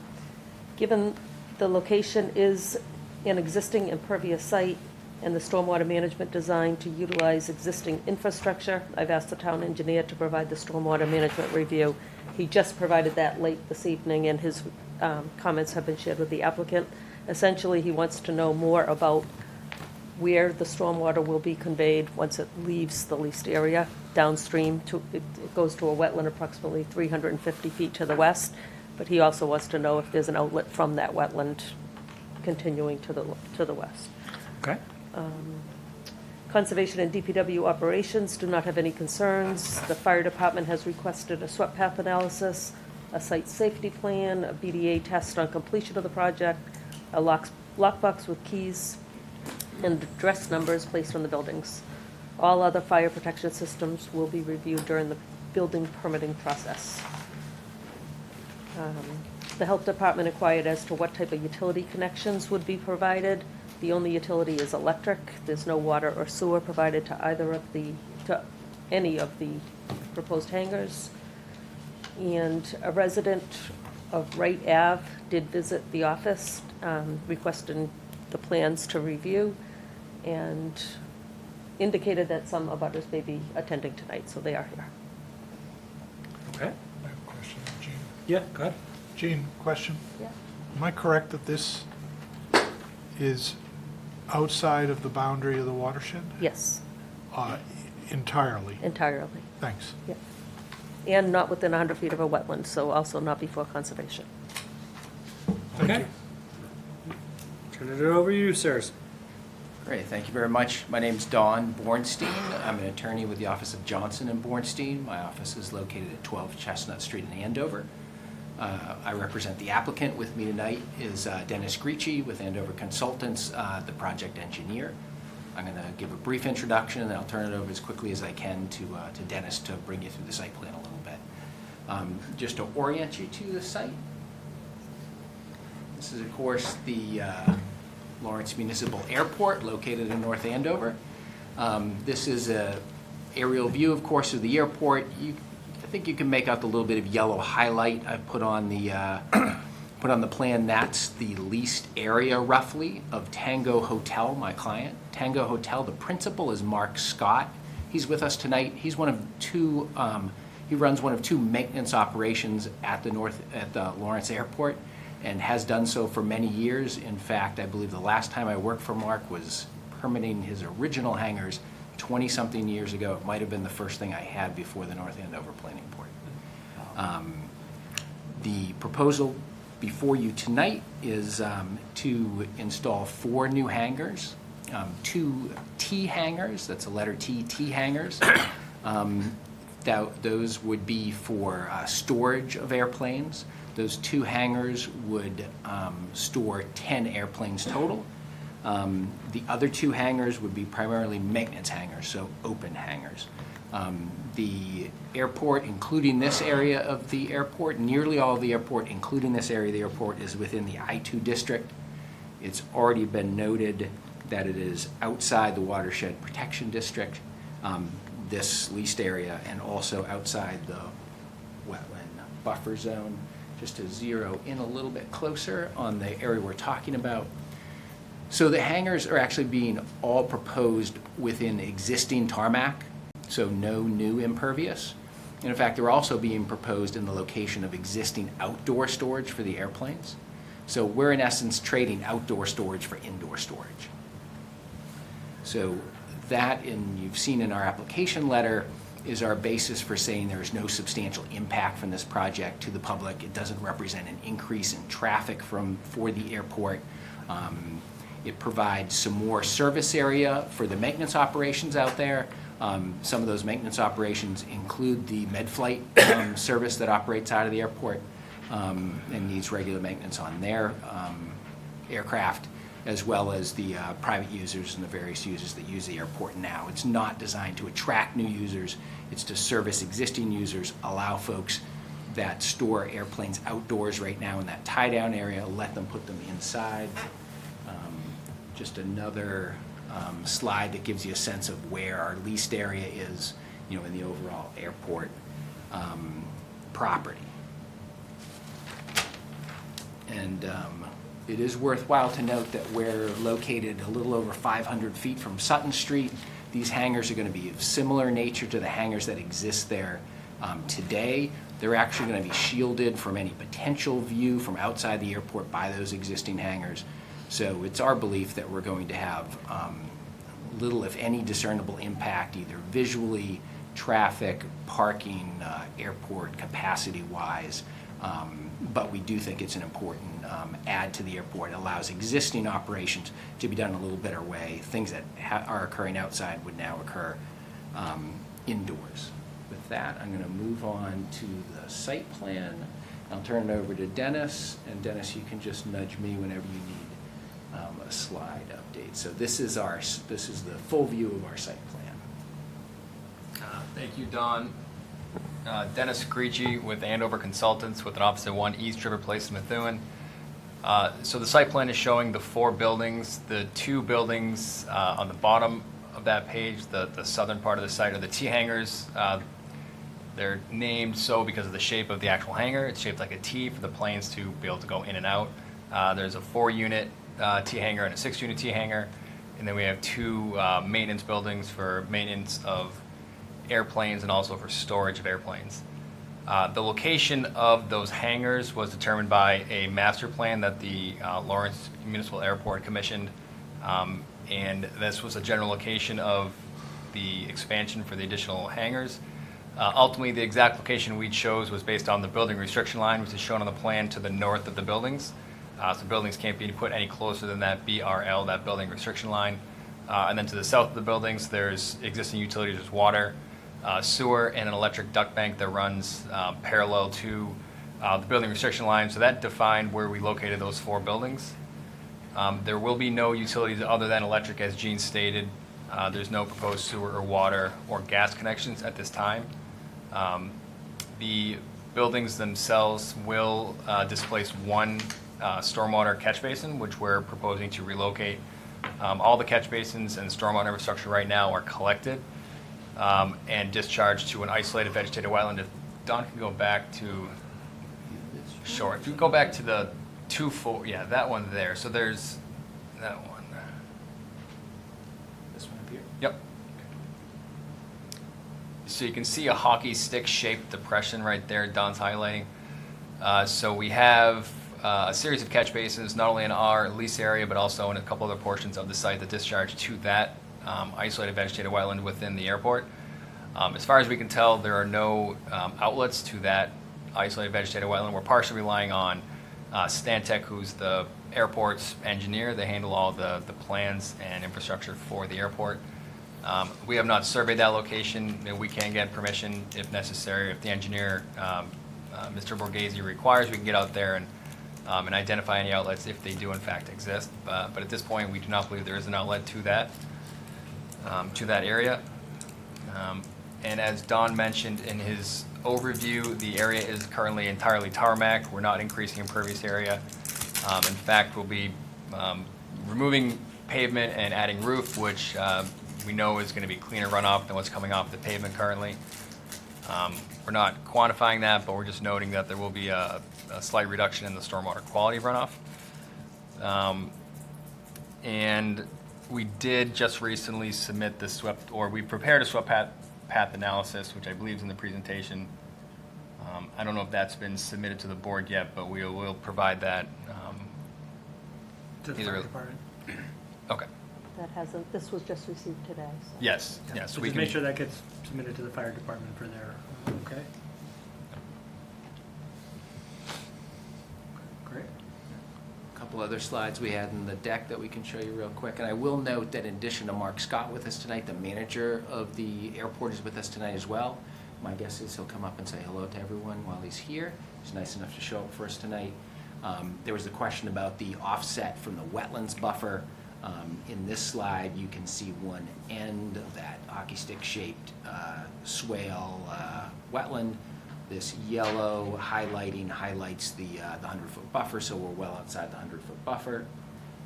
You also have building plans in your packet, just to give you a sense. So this is starts with the top view down of that T-shaped hangar, so it fits the wings and the fuselage of the plane efficiently. These are all one-story buildings. You can see a little bit of a cross-section below that, the very top diagram. I put a couple selections here in the slides just so we get a sense of what we're looking at. So there's a 4-aircraft version of this, a 6-version aircraft version of this. And so this is the 4, and then here's a little bit of a 3-dimensional of the open bay, so the maintenance style hangars. All one story. You can see the dimensions here, 23 feet in height, and this is showing the 80 by 80 maintenance building. So with that, I believe that's our formal presentation. We do have Mark Scott with us here tonight, who I would say is a fair expert on the airport, and we have the airport manager with us tonight too, if you have any specific questions for them. I have a couple questions. Go ahead. Does changing this from outdoor to indoor change the type or size of aircraft that'll be located on this site? I Sounds can like a ask, question for Mr. Scott. I can ask Yeah. Mark if he Okay, wants to well, go ahead and let's answer hold I that can question. ask. And does this have any impact on fueling operations by going from outdoor to indoor, or does that have no bearing on enclosing this? Yeah, and on the operational questions, I'd ask Mark to come up in a minute Great. when we're ready for him. Certainly, the purpose of this is to basically take those existing outdoor storage and make them Right. indoors, but Mark can go into a little Yeah, more detail great, on that. when good. we're ready for him. Well, thank you. So I have just a quick question. So would these structures be, I I guess, sublease to different owners? Or is it just strictly for existing airplanes that, I'm just curious on just how the structure typically works with, per plane, and yeah, so if you can help me understand that, that'd be super. Sure, so I'm expecting Mark would be leasing the spaces to the aircraft owners or operators, but he can get in a little more detail for us when he comes up to the lectern. Okay. Why don't we do that now? Yeah. Mark, do you mind coming up and tell us a little bit about the operation and answering those questions? If you can come up to the lectern right here, and if you could state your name and your address before you start. Yeah, hi, my name is Mark Scott. I've been working at Falcon Air at the North Andover Airport for ages. I live in Andover, Mass. Business is good. And basically, we're putting roofs over the airplanes that are outside. The demand has been more and more to put your aircraft inside. The sizes of the airplanes aren't going to change. They're similar. They're still very small aircraft. So that's fine. I've had Boston Medflight as a tenant for 10 years, and they've been actually expanding more on their ground operations, but they keep their ambulances inside. They've doubled that, and they want to double it again on the ground vehicles. So I'm running out of hangar space for both maintenance and storage. So where I had demand from some of my existing customers, I thought it would be a good idea to build some more buildings. And again, like Donald said, this is where the FAA has said is the next projected area to put the hangars on the airport.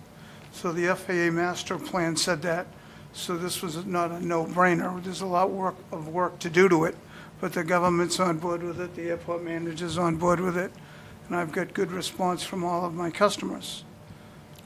It's not like we're going to have another 20 airplanes on the airport. Nope, There's an existing need for it. But any other questions? Yeah, thank you. That's what we need to know. Okay. Okay. Any And other- we're going to hear from the airport manager? Sure.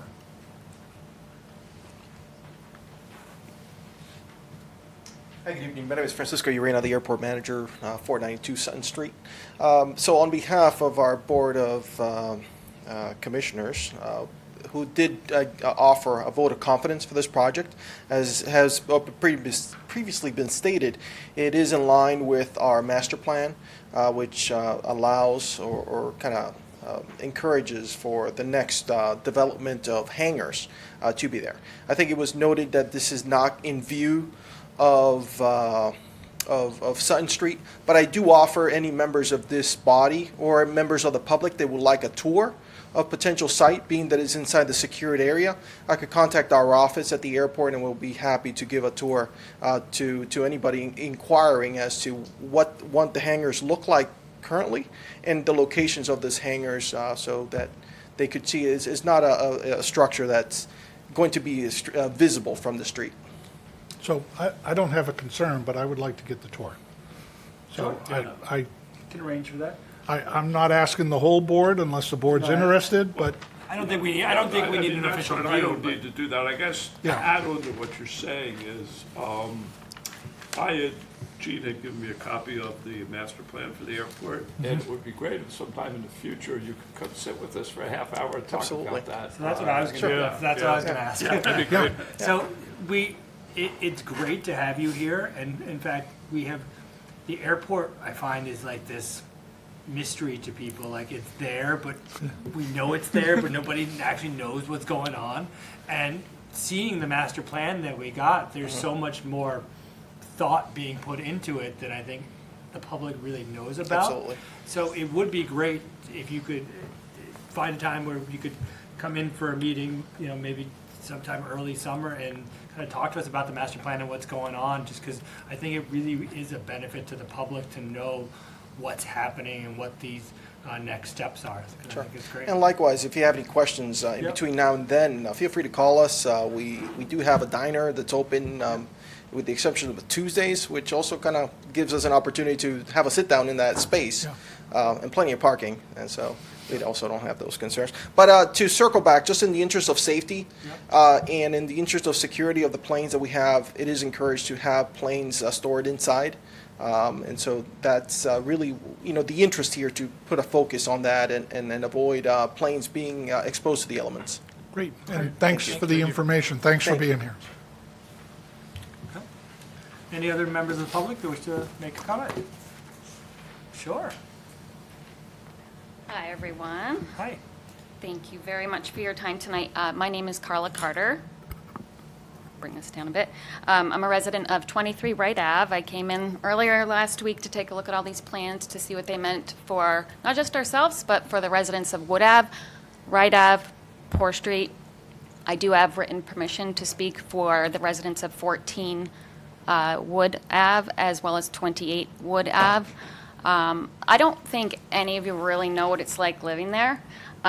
We love our home. We love our neighbors. But in the last year to two, there's been an enormous shift in watershed. Let me get back to my speech and then I'll digress a little bit. So there's been significant amounts of runoff coming from Sutton Street. And the reason we're here, this is really helpful to see actually this plan, to know that it's not going on top of green space, which would normally absorb water. So that is a relief, but I am concerned about watershed for sure because of the current problem that has only significantly worsened since before the August storm. And the August storm exacerbated and made everything worse, of course.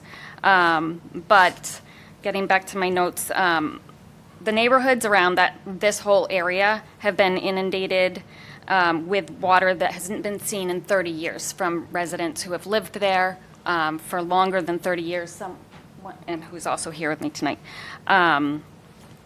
We just would love a plan in place for water mitigation for the residents of the area before anything else is concerned. Like, yes, knowing what's going to happen with that watershed would be great, but the senior center and apartments went up. The lacrosse got approved. This is next on the docket. We just got something else in the mail from Conservation to attend a meeting next week about something else. And then the Lawrence Airport was just granted $475,000 from federal funds for water mitigation. So all this stuff is happening around the residents of this area without any answers. And to what's going to happen to the watershed. I have lots of pictures, including of the storm drains that were actually covered and paved over on Sutton Street, two of them at the end of Wood Ave and further up on Sutton. And those were members of the public were notified in writing and over the phone about that, and they've been since paved over. So we have lots of pictures. We have lots of video about the sinking backyards, nails in our backyards that have resulted in water coming off of Sutton. I don't really know the water that's coming off of Lawrence, but obviously if they've been awarded funds, there is a watershed and runoff issue. It will probably bring down the value of our properties. There's been significant water damage in homes. And the 100-year event in August is only going to get worse with climate change issues. And every storm is a big storm for us in this area. And so we need a pause on development until there is a solution for the residents of this area and a plan in place. Because there's been no plan proposed for the residents of this area.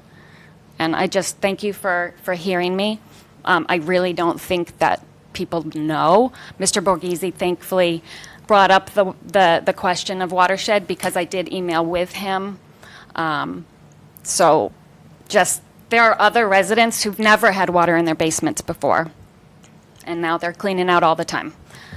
And it's one of the more difficult.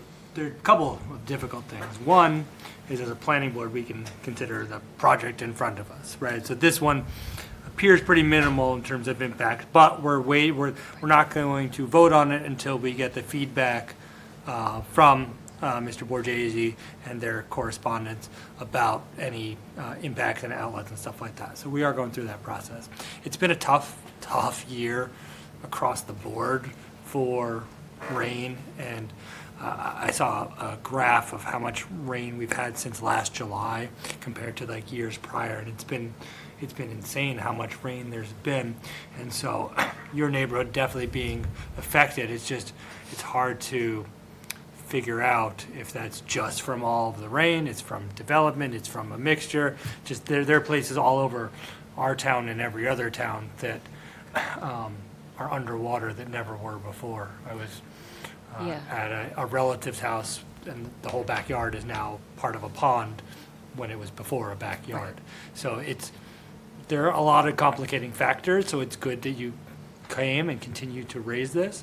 I think for this particular project, what we'll do is we'll wait on the report back from and the correspondence between the applicant and Mr. Borghese to satisfy ourselves that where this is going on already impervious area, that having the roof shouldn't change anything, but we'll look to confirm that. But definitely be aware for future projects of the sensitivity of this particular area. A thought? Yeah, please. Is it possible, given the concern, to ask John to come to the meeting to talk to us about what he's done with the stormwater? I mean, I know he's got many things to deal with. Is that out of bounds? I mean, I think it depends on what the comments are back and forth. Yeah. It's hard because the concerns are so real and legitimate, but this particular project seems like it's going to do almost nothing. Well, this particular one, but we have to because it's not changing impervious at all. Right.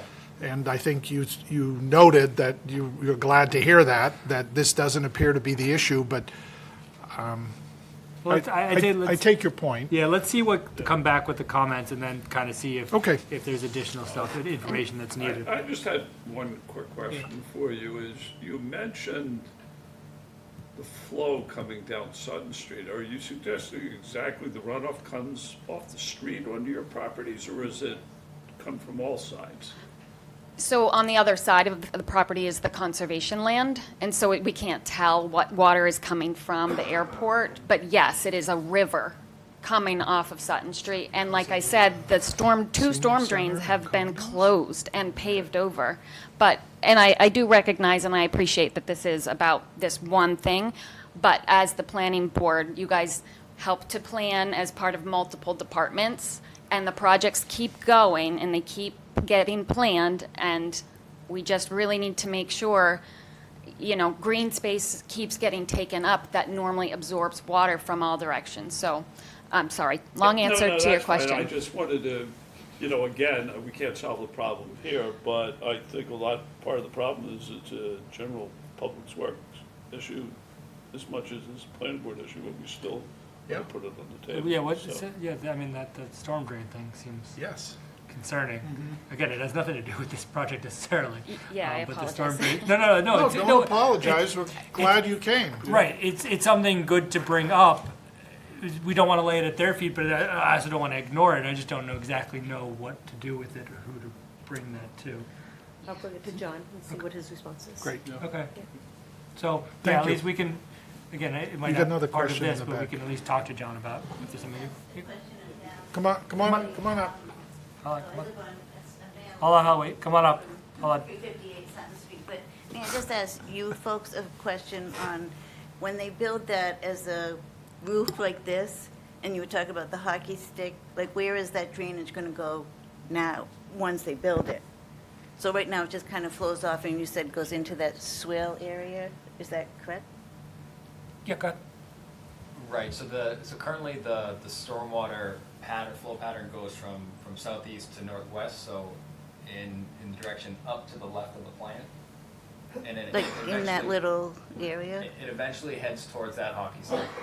So it's captured by a series of catch basins within the currently paved area. And then where does the end of the hockey stick down here go to? Because that heads toward our neighborhood.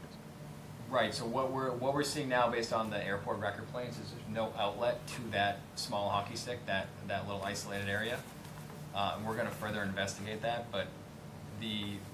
So it fills up and just overflows onto the airport? Right, it fills up and it stays contained within that area.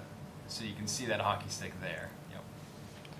So that was the question that Mr. Borghese raised that he wants them to look at. And I think if you can go out there and actually get some pictures and show us, because if it does continue to outlet, then that's something they can remedy. If it is just staying there, then at least we know the water's not coming from there, and then it's a process of elimination of where it is coming from. But that's one of the questions that we have kind of outstanding, is to try to figure out. Because at the end of Wright Ave, there is, like where the airport runway goes this way, there is like a wetland area that constantly just keeps filling up with water that used to just be dry. Right. And now it's like pretty full all the time. And I don't know honestly where that water is coming from. It might just be the same place all the rest of the water is coming from. Yeah. Up above, unfortunately, and more coming this week. Okay, all right, so. Thank you. Great, thank you. For the record. Yep, yeah, come on up. No, everyone's got to wait to talk until everyone's so excited. Before you close it, so Francisco, you're in 492 Sutton Street. I know the image we're using right now, it is out of date. We did have a taxiway realignment. We have returned some impervious, essentially that crossway taxiway that you see, or the smaller road that you see that crosses, right, that being pointed, crosses those two runways. That is now green space. That was a taxiway realignment requested by the FAA. So what you see pavement, just wanted for the record that is now green space, and it is absorbing more water. So just as a thought for the record. Thank you. Good to know. Okay, so we're going to continue this until April 16th. Okay, and hopefully get those comments back from Mr. Borghese. Thank you. Great. Anything else, any other homework for the applicant? We need town engineer's response and close Town the loop with engineer, him. and then just where that outlet's going. Okay, very good. Thanks for the info. Thank you. Thank you. All right, thank you for your time. Okay, we got more. We did this. We did this. 149 Main Street. 14 Second Street, Crespo Group, request for insubstantial change.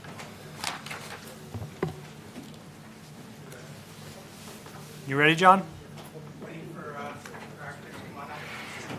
Okay, you don't want me to put it to the end, right?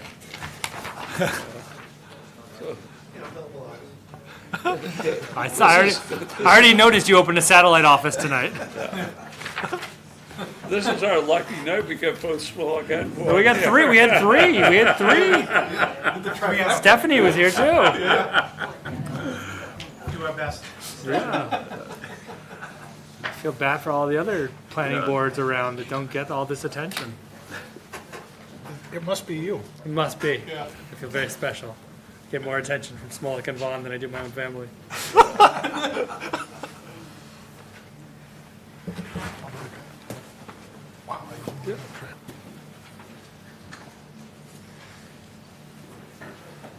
So, Echan, I did receive an email from an abutter Go on. during this meeting that I've added to the agenda link. For 149? Yeah. Okay. From 159 Main Street. Okay. This has already been passed. I don't think so. Not this one, the group. Yeah, no, I don't think so. We know a lot of people, as long as you don't have a financial interest of any kind. Okay. All right, go ahead. Should we wait for Peter? Peter? No, get started. It's late. If this is insubstantial, then it shouldn't matter. I agree with you. I agree completely. All right. All right. Good evening.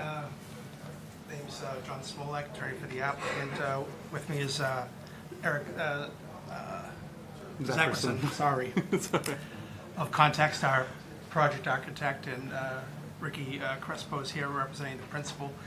As you recall, from a little over a year ago, the board had approved a special permit in the downtown overlay district for the redevelopment of 149 in Main and 14 Second Street for ground floor commercial, plus 24 units of residential above. Since that time, the applicant's just gone back to do a little bit of value engineering, taking the conceptual plans, the plans that were approved as part of the project, and advancing them to construction level. As part of that process, we looked at some potential changes to design.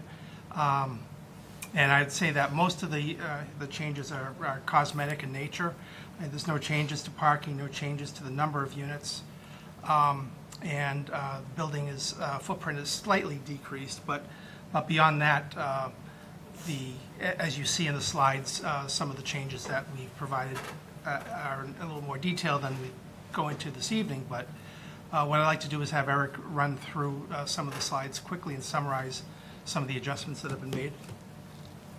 Okay, thank you. Eric Zackerson with Context. So on these slides here, we've arranged on the left side the drawing as it came across when approval was granted, and on the right side the development evolution that we've gotten to at this point. So there's been along Main Street and 2nd Street, the location of the residential lobby is the same, the location of the vehicle entrance is the same, the location of the parking is the same, the location of the retail coming towards the intersection and up along 2nd Street is all the same.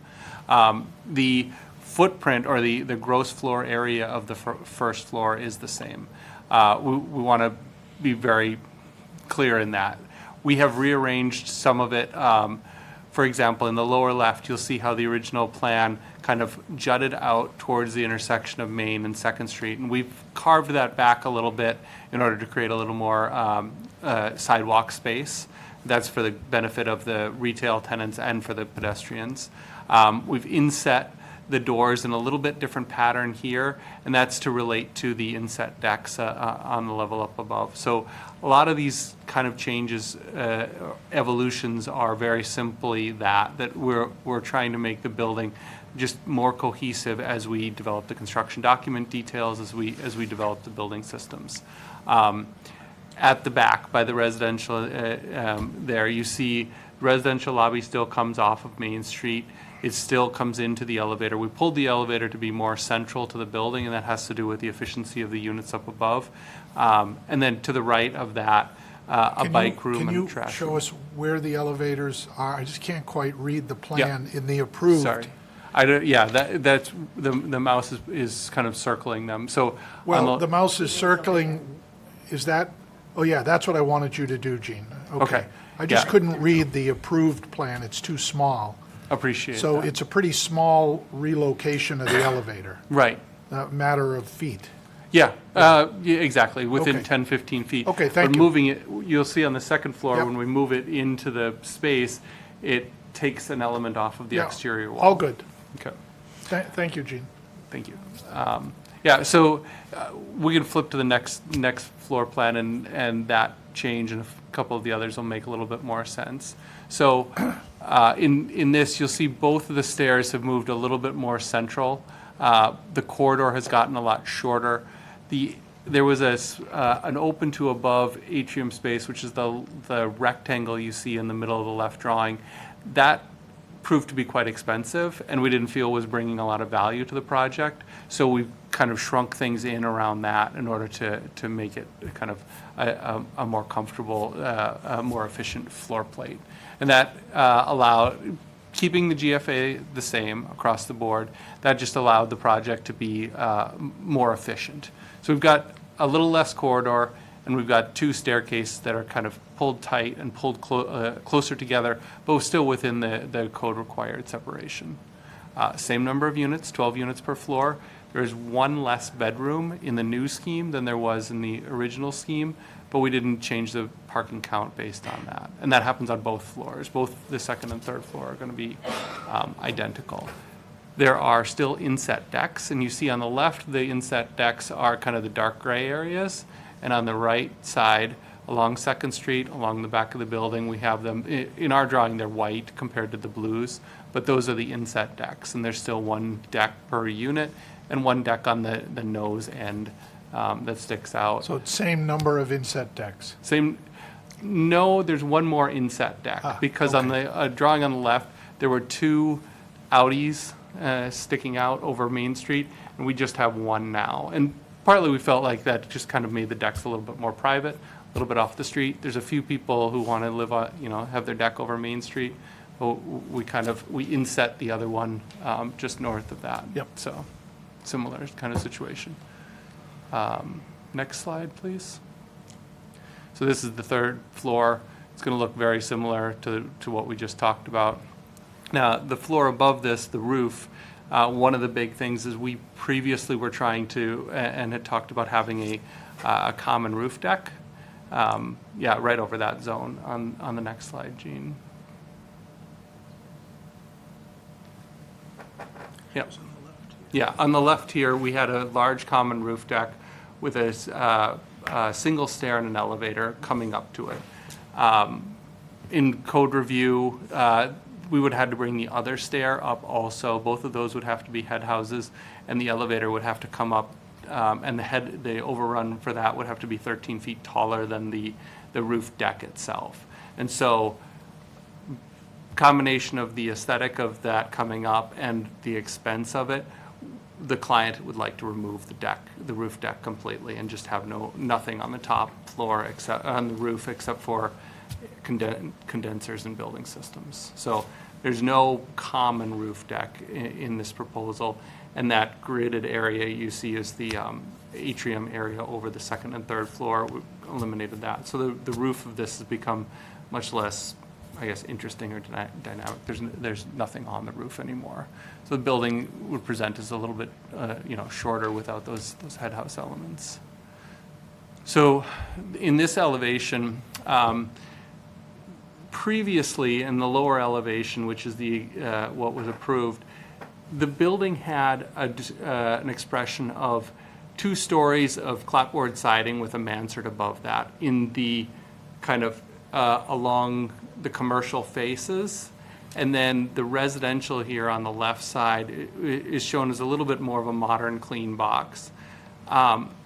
We worked with that, and we kind of came to the recommendation that the building does need that thing breaking it up from a very long mansard, but we want to take the square expression or the more flat roof and move that to the right side. So you see on the top here, that's the intersection of the 2 streets, and that's where we feel like we want to have the square, the different expression. So the left side of it would be mansard, and then when we flip to the next slide, you'll see all the way up 2nd Street, we would also have the mansard. But the square expression on the left side of this drawing here, you would see right at the intersection, you'd see that almost triple-decker-esque, like 3 stories with a flat roof. What you'll see also is when you see the color elevation, you'll see that square area matches up with what's across 2nd Street in terms of 143 2nd Right. Street. Being more of the... What's the reason for this change? The reason is that having that pushed back, it brought the mansard kind of all the way around in a way that felt a little bit relentless. And this we were recommending because it calls more attention to the corner and is better. We feel is going to be better for that. And the residential entry gets to be recessed without being something that kind of feels a little bit separate from the rest of the building. And so Just in these representations, it looks less attractive to me. So I like it better. So. You like it better? I think. Okay, then I think it shows better later. I it think equals out. So I think it's okay. It's a null set. I think it's easier to see with the photo images. Okay. yeah, I've got a couple of renderings Yeah. at the end of this I think the that would renderings help make it easier. make it. So the next slide just does the same thing. Can we flip to the next slide? Here's the back of the building, or the face, the parking that faces our neighbor at 159. So mansard expression continues across, inset decks continue across, and we've kind of developed how that mansard would be constructed. Next slide. And then the short end of the building with the one deck that protrudes. And then I think we're going to get to the more fun images.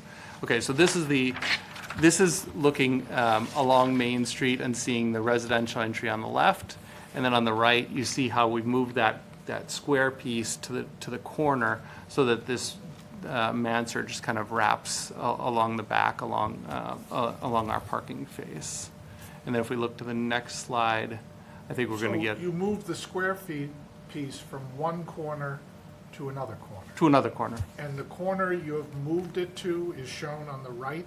Yes. And Yep. that is the corner of Main and Second Right. now? That is right at the corner. Instead of the corner of Main and the parking entrance? Yes. Okay, Mhm. thank you. And you'll see it in the next elevation, a better illustration of it.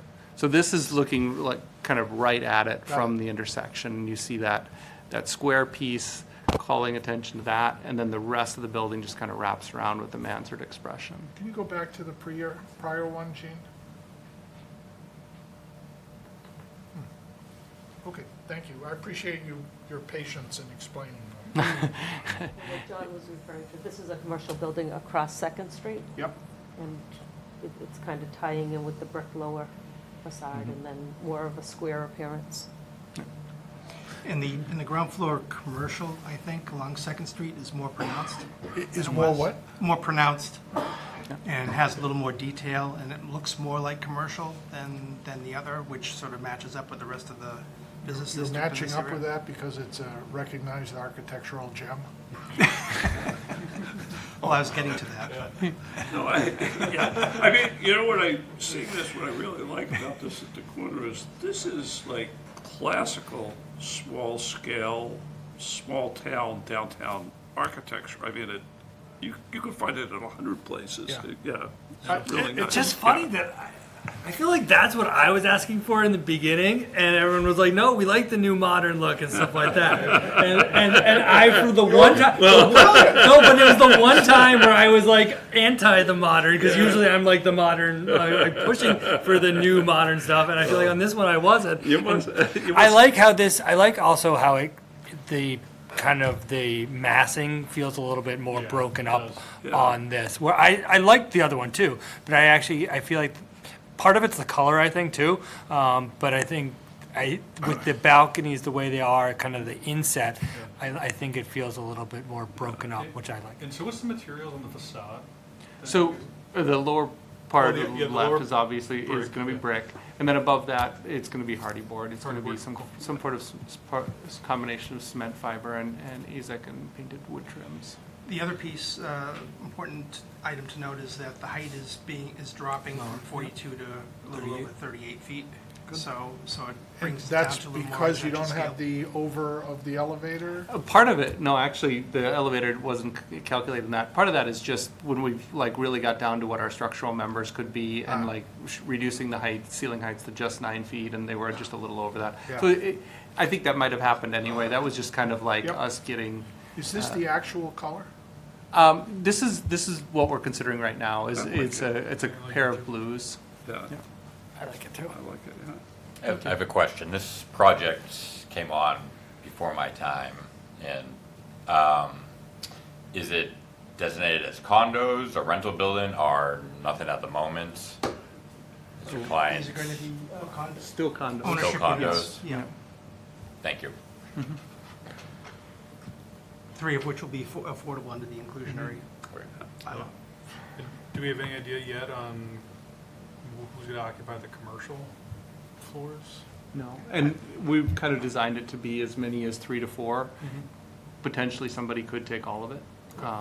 Well, I guess one section is separated by a fire stair, but the rest of it, the demising wall could move depending on the tenant needs. Okay. So, and then we have some larger scale plans because the others are really hard to read after this. And then at the end, we included the previous landscape plan. We haven't actually developed that because it's pretty robust and we don't plan to make any changes to the general landscaping, so. Have you communicated any of this to the members of the community that were part of the original meetings? No. We have not yet. No. Are you planning to? I think probably will. We Yeah, did. probably will. So we did get an abutter comment, which I'll read it. It's not quite relevant necessarily to the insubstantial change, but I'm going to put it in anyway, just in case anyone has any questions. Dear Ms. Enright, this came tonight at 7:56 PM. Last year, this is from Miss Karen Spencer. Last year, I spoke to the planning board in regards to a boundary issue between my property at 159 Main Street and the proposed development at 149 Main Street and 14 Second Street. The plot plan from the developer shows the boundary between the two lots as the side of my house. I do recall that, side note, recall that conversation. I had a certified plot plan completed for my lot this week, and my plan shows the boundary away from the house along an existing stone wall. In February, a fence was constructed against the boundary line in my front yard. My surveyor spoke with the developer's surveyor to review the findings and exchange information the week of 3/24/24. He provided his research and boundary calculations and is waiting to receive this information from the other surveyor. I respectfully ask the board to review these new findings and reconsider the approval of the building plan for 149 Main and 14 Second until this issue is resolved. 159 Main Street survey plan is attached.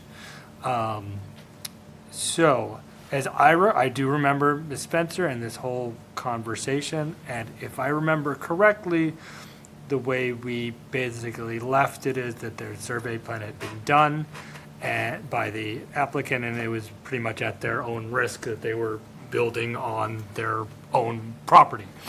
And reopening the permit is definitely not before us. The only question I have is didn't see anything in the plans about any changes to the fence or the boundaries or anything like that in the new plan, right? Correct. No, there are no changes that are being proposed there, and there is a difference between an instrument survey, which we performed, versus a plot plan. And we were also careful to provide space in between the house and the fencing on our site to provide access on that side of the neighbor's building as well. And that was all part of the original approval. And what we're being asked for tonight does not change the plan in terms of, I saw there were no, the setbacks or the footprint or really where this fence is. So if this is a live issue, which I can't say whether it is or not, the issue remains, as I see it, the issue remains the same as it does when permitted, in that there's a boundary dispute potentially. Fair? Correct. Yeah, okay, all right. So with that in mind, I would make a motion to approve the request for insubstantial change. So moved. All in favor? Aye. Okay, I think it looks better. I think it came together nicely. I mean, definitely, please try to come to a resolution with Ms. Spencer as to this issue. But I think the plan, and it looks great moving forward. Thank you. I always appreciate it when I learn something from an architectural perspective. I thought you did a nice job of that, so thank you. Thank you very much. I have a question. Can you share with us any of your approach to resolving that dispute with the neighbor? Well, I think we've given information, I think some of our survey information to the neighbor. Okay. And so just to try to satisfy them, and I'm sure that there could be a further discussion between the two if need be. And like was mentioned, if there's an issue, then we would have to come back, but. Okay. And can you just clarify, the neighbor's communication said that, if I understood it correctly, that your view is that the boundary is the wall of her house. I think that's what she stated. Mhm. And you said tonight that you had placed the fence away from the wall of the house to give space. Correct. And roughly how far away from the wall of the house? From memory, it's probably about 3 feet or so. Okay, and does that placement of the fence mean that the project will go no further than the fence, or is that fence just there for the construction, this phase of construction, and then it will move closer to the wall of the house? No, I think the fencing that's part of the approved plan will remain. The approximate 3 feet from the house? Correct. I just wanted to understand what you meant by space with the fence, so thank you for describing that. I just have a quick question. When do you anticipate on breaking ground on the project? More than 1 month or so? Yeah. 4 or 5 months? Okay. Great. Okay. And I agree, thank you for the design. Thank you. Appreciate it. Thank you very much. Thank you. Thanks. When's the taco store opening? Just driving by. When tacos, anything, do we know? I don't know when it's opening. Some, No. He's- First Taco Tuesday, when it's open, needs to be at the planning board. Isn't it? Okay, MBTA Communities Family Housing Overlay District. I see Andrew glazed over, so. All right. Gene, we got some new information today. Yep, so the proposed map amendment associated with this warrant article was also withdrawn from the warrant. The draft bylaw included at the time of writing some very minor red line edits. Specifically, I incorporated the update to Table 2 dimensional requirements as similar to how we handled the map amendment. So I put language in that said, upon acceptance of this bylaw, the dimensional table will be updated. And in the dimensional table, the footnote 1 speaks to developments along Route 125 and 114, and it requires a 100-foot setback, except for CDD zones and village commercial zone. So I incorporated, in addition, this overlay district would be exempt from footnote 1. So that was the one material change up until this weekend. As we discussed, we had sent the draft bylaw to the Attorney General's office, specifically Margaret Hurley, to review the draft and provide any cautionary language she may have. We did receive that this weekend. Andrew, myself, and Town Council met to go through her comments, and we have since incorporated really not substantive changes whatsoever, really housekeeping. In addition to those, it gave me the opportunity to go back and check formatting and certain references back to other sections, and through all the iterations of this, at least I was able to update a lot of references to get to the right sections of the bylaw.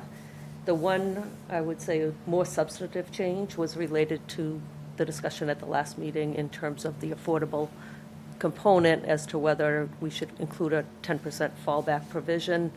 And she, although had said it in the webinar, which is why we brought it to you at the last meeting, she included it in her written response recommending that we have that fallback provision.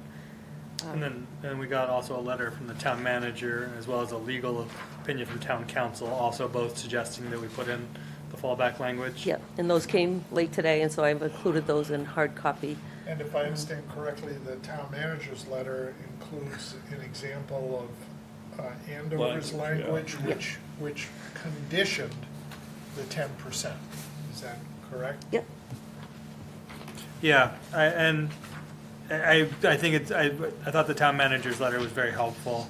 I think she understands our position and our concern and shares our belief of all the things that the town has done, but at the same time, we need to make sure that this is compliant. What I also take in reading this is that I don't think if EOHLC made a determination, I don't think the town would just be like, no, we agree with you. I think there would be a challenge to that. That's how I read this. I was trying to think if we could put anything in the bylaw about that, but I don't think we Well, can. what do you think about Andover's language, where it's this italicized If thing here? EOH determines in writing that the town has not shown this 15% requirement to be economically feasible, at least 10% Yes. shall be affordable, blah, blah, blah. And then down to, whole number instances of refraction. Gene, what did you think of that Andover language?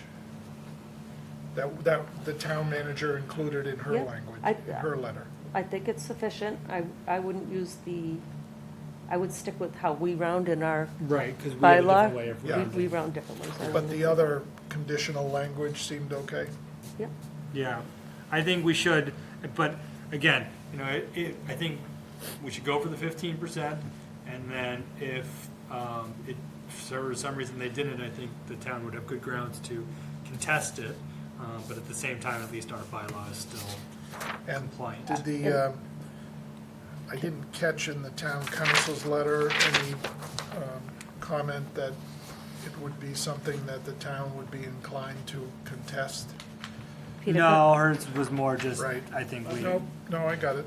Yeah. But, To yeah, clarify. I mean, you would just, you know, they make a suggestion to you, push back on them, and if they held it Right. down, then you So roll on. to clarify my response on Andover is, I don't think we have to be as specific to say shall be affordable to household income limited at 80%. We're just pointing to our bylaw, which is Right. that. And Yeah. so I think Right. for the most part, we stay consistent, just saying they have to be compliant with our bylaw with the exception of the special permit requirement, and put this fallback provision in.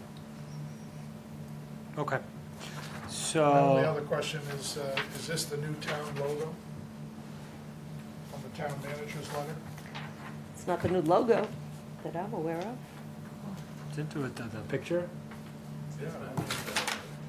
They have It's part of the letterhead, but it's Get not rid of the our, it's lady. not our town It's part of seal. the letterhead, I guess.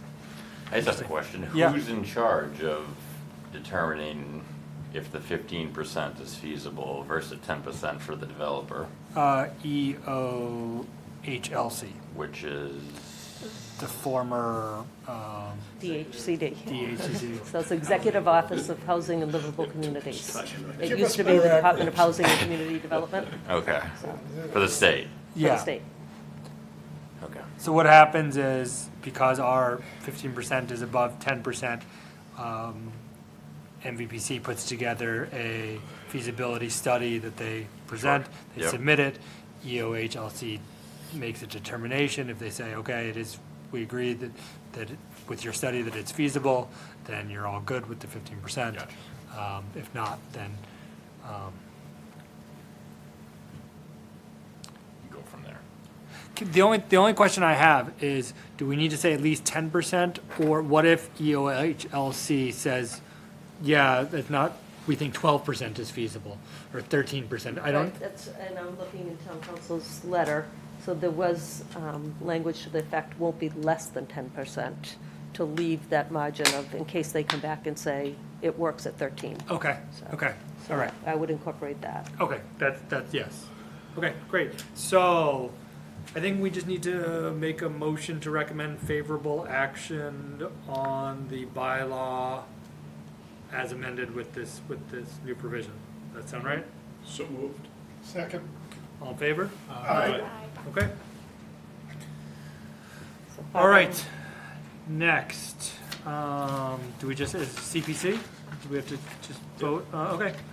John, why don't you tell us a little bit about the Jake, can you CPC? put up the final list? Planning board report. Do we have any public comment on that?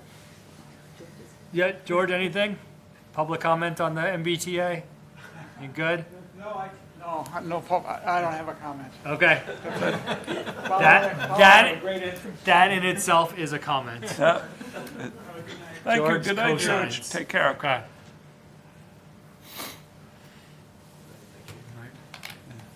Good work, Andrew.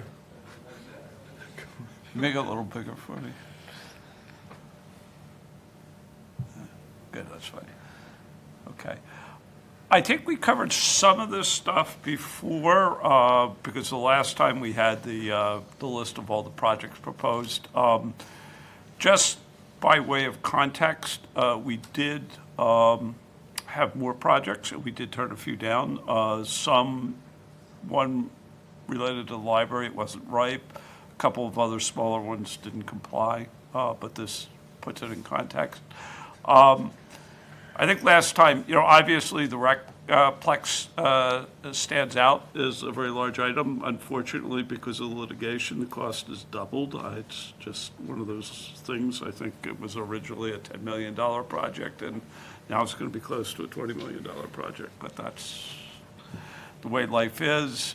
This is the incremental piece that CPC can fund. There's some additional funding on the town side for the parts that we can't fund related to the fields, the turf, and parking and things like that. We did have a robust discussion at CPC about whether we should bond it or not. In the end, the town manager proposed 25 years, so I said that's not a good sign for CPC because it implies that you've forced people to accept CPC for 25 years. So we're probably going to go for 5 or 10 years on the bonding. So that's basically that on the Recplex. And that's pretty much it. I don't know if anybody has any questions What's on the that. Brown Court? 1416 Brown Court, 500,000. That is, it's one of the projects for the Housing Authority Housing, okay, for, I think it's generators and things like that. Okay, for that's the housing. And we had the Director of the Housing Authority come in and talk about that. And the Meeting House, 1836 Meeting House? 1836 Meeting House is the infamous, it's the church, the Unitarian Church. Okay. We spent an enormous amount of time talking about whether it's compliant or not. That's what I was gonna ask, under doing it for Dover. under the Acton- under the Acton phase. A couple things interesting there is that, first of all, I went back and I talked to Stuart Saginaw for the Community Preservation Coalition. I don't know if you know Stuart, but he runs, we have to pay like $7,000 each year into this committee that does all the lobbying and stuff, and they keep the database of all the projects at CPC. So I asked him, he lives in Boxford too, so he's a good resource. But I asked him what has happened since the Acton decision. He said quite a few communities have funded churches. Surprising, I was surprised because right after Acton, our old town council basically sort of said, you're not going to be able to get one of these things approved. And now with new town council, it's different, and the consensus across the state is there have been a lot of projects approved and none of them litigated. The other interesting thing that they've done here is they've established a separate 501c as almost a steward for the exterior part of the property. So effectively what they're doing with the property is fundamentally no different than what the Historical Society does. Is this under historical preservation? Yeah, it's under historical preservation. Yep. So it's, because the building is an old building, it needs a lot of work. This is all external work. If you do work on the inside, that's what's going to get you in trouble with the state. Probably a very large portion of the cost is being absorbed by the church as well, so there's that shared burden of it. We are going to get an extension of the conservation restriction is for this. So I think in the end, and the other thing that we did is we did go back to all the other churches. Like there was a project a few years ago, I don't know if people remember, but the Episcopal Church had requested money and we turned them down because it was right after Acton. And so we've gone back to them and told them that we would consider an application in future years. We didn't want to, we wanted to treat everybody equally. The only other thing I'll mention is that the Unitarian Church does an awful lot of work for the broader benefit of the community. So they provide, I think, a social function similar to the Historical Society in that way as well. So I think in the end, it's a good project. Okay. Anyone have any questions? All right, can we get a motion to recommend favorable action on the CPC recommendations? So moved. Second. Sure. All in favor? Aye. Okay, great. Ethan, can we go back to the multifamily? I just want to clarify. So the motion Yeah. is favorable action. Yep. And you're directing me to accept the red line edits Yes. and to amend based on tonight's discussion, but that's not part of the motion. Correct. Okay. Recommended favorable action, you. understanding that you're going to make the changes that we just talked about. Thank you. Yep. I just didn't want that to. Yeah, no, be it's in the just same- favorable action, but it's on what we, how changed as we discussed. Okay. Anything, gee, is that it? That's it, No, right? Mass DOT Yeah. update. So for those that read, if everybody read the staff report and you're comfortable with it, we can move on, but otherwise, do you want me to read it in the record? Why don't you just tell us, yeah, Okay. just tell us a little bit about it. As requested, I reached out to my contact, Larry Cash at Mass DOT. He's the supervising project manager, to request attendance at an upcoming meeting to give a status update on the project. It's not their practice to do that, to show up in a public environment where scopes can be misinterpreted or inadvertently changed. So that being said, he did offer to meet with town staff, John Borghese, myself, and Aton, early May after environmental permitting is applied for, to discuss a little bit more detail what that status is. He did provide a concept plan, which was consistent with what Merrimack College showed you a few weeks ago. So the same plan, not as colorful as Merrimack, but same plan. As for the project schedule, they're planning to submit the 100% design submission in June. They still have significant utility coordination requirements with all the required relocations involved. This has been the most significant obstacle. Environmental permits such as MIPA, submission of an NOI, are planned for April and May prior to the 100% submission. The right-of-way plans have been accepted, and the state right-of-way process is active with property owners and their right-of-way agents. At this time, they're making every effort to not change the design any further that would alter the right-of-way plans and the right-of-way process. The add date for the project is still currently scheduled for January of '25. That a January add date would line up with a spring 2025 notice to proceed. Much of this depends on securing the right-of-way prior to that add date. So Okay. I'm so- going to schedule a meeting, I'm going to send it later this week for early May, Yeah. just to get that in the calendar. I would just say that where some other board members have been more involved than I have, so either Peter or John might be a better person to sit in on. It doesn't have to be me in it, so I know Peter's been. I was to going to every ask meeting, yeah. if I could join the meeting, but if you were going to suggest that I go instead of you, I would back out. I think it's important that the Okay. chair be there, but I would like to also be there. But Okay. if that's a waste of your If time. you could let me know too, I may. Yeah, may so not. we, only two members of the board can be there. Okay. For open meeting purposes. So why don't, Gene, why don't you schedule the meeting with them, and then, Two of us will yeah, go. you can, Fine. liaise with us. John, and you we'll said figure you out the wanted to time. go? Oh, I just had an interest, but Yeah. we can talk about it. Yeah, we can figure it out. Fine. Yeah, based on schedule. I'm not going to cause trouble. I'm Yeah. just interested. Yes, no, but that's, I, That's yeah. Dayton? No, probably not. No. The, yeah. Too late. The- Yeah. Yeah, No, we know, we definitely know. Okay, can we get a motion to approve the meeting minutes for March 19th? So moved. Second. All in favor? Aye. Okay, motion to adjourn? Second. No, motion made. Motion made. Can we get a second? Second? Second over there? All in favor? Aye. Good.